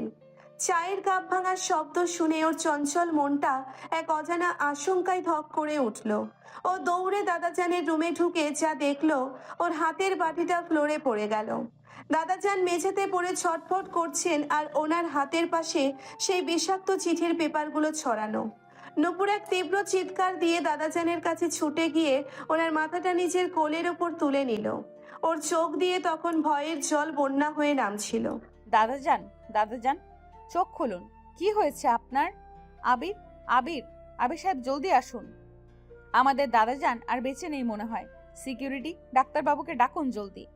নূপুরের এই আর্ত চিৎকারে পুরো চৌধুরী ম্যানশনের শান্ত পরিবেশটা এক সেকেন্ডে এক ভয়ঙ্কর কান্নার রোলে মেতে উঠল। আবির ওর কেবিন থেকে এই চিৎকার শুনে পাগলের মতো দাদাজানের রুমের দিকে ছুটে এলো। ও দেখলো ওর দাদাজান মৃত্যুর মুখে দাঁড়িয়ে আছেন। দাদাজানের এই অবস্থা দেখে আবির এক মুহূর্তও সময় নষ্ট করলো না। ওর পার্সোনাল ডাক্তারকে ফোন করার পাশাপাশি দাদাজানের মুখে কৃত্রিম নিঃশ্বাস দিতে শুরু করলো। নূপুর দাদাজানের হাত পা মালিশ করতে করতে অঝরে কাঁদছিল। ঠিক তখনই ডাক্তার এসে দাদাজানকে এক বিশেষ জরুরি ইনজেকশন দিলেন। কিছুক্ষণ পর দাদাজান একটা দীর্ঘ নিঃশ্বাস নিয়ে ধীর পায়ে চোখ খুললেন। ওর জ্ঞান ফিরে এসেছে দেখে নূপুর ওকে শক্ত করে জড়িয়ে ধরলো। দাদাজান আবির আর নূপুরের হাত দুটো একসাথে জড়িয়ে ধরে অত্যন্ত দুর্বল কিন্তু শান্ত গলায় বলল, আবির, মা নূপুর, তোরা কাঁদিস না। এই চিঠির লেখাগুলো দেখে আমি এক সেকেন্ডের জন্য কষ্ট পেয়েছিলাম সত্যি, কিন্তু আমি তোদের চোখের এই আসল ভালোবাসাটাকেও দেখতে পাচ্ছি। রিফাত আর আকবর খা ভেবেছিল ওদের এই নোংরা চক্রান্ত দিয়ে আমাদের এই পরিবারকে ভেঙে দিবে। ওরা জানে না যে ভালোবাসার শক্তি সব চক্রান্তের চেয়ে অনেক উপরে। আবির দাদাজানের হাতটা নিজের কপালে ঠেকিয়ে ওর চোখ দুটো তখন রাগে আর শান্তিতে কাঁপছিল। আপনি কোনো চিন্তা করবেন না দাদাজান, ওদের এই শেষ চালের জবাব আমি আজ এমনভাবে দেব যে এই ঢাকা শহরে ওদের নাম নেওয়ার মতো আর কেউ থাকবে না। আবির আর এক মুহূর্ত ঘরে দাঁড়ালো না। ওর পার্সোনাল সিকিউরিটি ফোর্স আর বাংলাদেশ পুলিশের স্পেশাল টিমকে সাথে নিয়ে সোজা আকবর খাঁর সেই আন্ডারওয়ার্ল্ডের আস্তানায় হানা দিল। পুলিশ চারিদিক থেকে আস্তানাটি ঘিরে ফেলল। আকবর খাঁ আর রিফাত তখন নূপুরকে তুলে আনার আনন্দের মধ্যে বুঁদ হয়েছিল। ঠিক তখনই আবির লাথি মেরে ওদের মেইন দরজাটা ভেঙে ভেতরে ঢুকলো। আবির ওর ভেতরের সমস্ত রাগ আর পজিটিভ ভালোবাসা দিয়ে আকবর খাঁ আর রিফাতকে এমন এক উত্তম মধ্যম ধোলাই দিল যে ওরা রক্তারক্তি হয়ে মেঝের ওপর লুটিয়ে পড়ল। পুলিশ এক সেকেন্ডের মধ্যে আকবর খাঁ আর ওর ভাগ্নে রিফাতকে আজীবনের জন্য জেলের ভাত খাওয়ানোর উদ্দেশ্যে হাতকড়া পরিয়ে ভ্যানে তুলে নিয়ে গেল। ওদের এই চক্রান্তের চিরতরে অবসান ঘটল। সমস্ত ঝড়ঝাপটা শেষ করে 1 মাস পর চৌধুরী ম্যানশনে এক চমৎকার রোদ্দুর মাখা সকালের সূচনা হলো। পুরো বাড়িটা আজ গাঁদা ফুল আর আলো দিয়ে সাজানো হয়েছে। রিফাত আর আকবর খাঁ এখন জেলের অন্ধকার কুঠুরিতে ওদের পাপের শাস্তি ভোগ করছে। তানিয়াকেও অফিস থেকে চিরতরে বরখাস্ত করে জেলের ভাত খাওয়ানো হয়েছে। চৌধুরী কোম্পানির ইন্টারন্যাশনাল প্রজেক্ট এখন সাফল্যের শীর্ষে। আর নূপুর চৌধুরী এখন এই শহরের সবচেয়ে নামী ফ্যাশন ডিজাইনার। বেডরুমের জানালার পাশে দাঁড়িয়ে নূপুর একটি হালকা গোলাপি রঙের শাড়ি পরে নিজের চুলে মায়াবী একটা খোপা করছিল। ওর ফর্সা মুখে আজ কোনো ভয়ের ছায়া ছিল না, ছিল শুধু এক পরম তৃপ্তির লাবণ্য। ঠিক তখনই আবির পেছন থেকে এসে নূপুরের কোমরে নিজের 2 হাত শক্ত করে জড়িয়ে ধরল এবং ওর কাঁধে নিজের চওড়া মুখটা রাখলো। আবির নূপুরের কানের লতিতে নিজের ঠোঁটটা আলতো করে ছুঁয়ে ওনার কণ্ঠস্বর তখন মারাত্মক রোম্যান্টিক আর শান্ত গলায় বলে, কি নূপুর বেবি, দাদাজানের সেই 1 মাসের ডেডলাইন কিন্তু আজ শেষ। আমাদের ওই অ্যাগ্রিমেন্টের কাগজটা তো আমরা অনেক আগে আগুন দিয়ে পুড়িয়ে ছাই করে দিয়েছি। তা দাদাজানকে ওনার সেই স্পেশাল সুখবরটা আজ আপনি নিজের মুখে দেবেন নাকি আপনার এই বরকে ওটার ক্রেডিট দিতে হবে? নূপুর লজ্জায় আর মায়াবী হাসিতে লাল হয়ে আবিরের বুকের ওপর নিজের হাত দুটো রেখে ওনার চোখের দিকে তাকালো। আপনি একটা আস্ত লোভী আর বেয়াদব আবির। দাদাজানকে সুখবর আমি অলরেডি আজ সকালে ওনার ব্রেকফাস্টের টেবিলে দিয়ে এসেছি। ডক্টর সাহেব কনফার্ম করেছেন যে আমাদের এই চৌধুরী মেনশনে আগামী কয়েক মাসের মধ্যেই এক ছোট্ট রাজপুত্র বা রাজকন্যা আসতে চলেছে। আবির নূপুরের এই কথায় খুশিতে আত্মহারা হয়ে ওকে এক ঝটকায় নিজের কোলের ওপর তুলে নিল এবং ওর ঠোঁটে এক নিবিড় দীর্ঘ আর মিষ্টি চুম্বনের শিলমোহর এঁকে দিল। থ্যাংক ইউ সো মাচ আমার চঞ্চল বউ। আপনার এই চিল্লাইবার ক্ষমতা আর এই তীব্র ভালোবাসা আজ আমাদের এই জীবনকে একেবারে পারফেক্ট বানিয়ে দিল। দাদাজান বারান্দায় বসে ওদের এই হাসি মুখ আর মিলনের দৃশ্য দেখে পরম শান্তিতে খোদার কাছে শুক্রিয়া জানালেন। ওদের এই এগ্রিমেন্ট ম্যারেজের আড়ালে যে এক তীব্র অবাধ্য আর মিষ্টি ভালোবাসার অধ্যায় শুরু হয়েছিল তা আজ এক মধুর আর চিরন্তর হ্যাপি এন্ডিং এর মাধ্যমে পূর্ণতা পেল। ওদের এই ভালোবাসার সুভাষ চৌধুরী ম্যানশনের প্রতিটি কোণকে এক নতুন আনন্দের আলোয় ভরিয়ে দিল।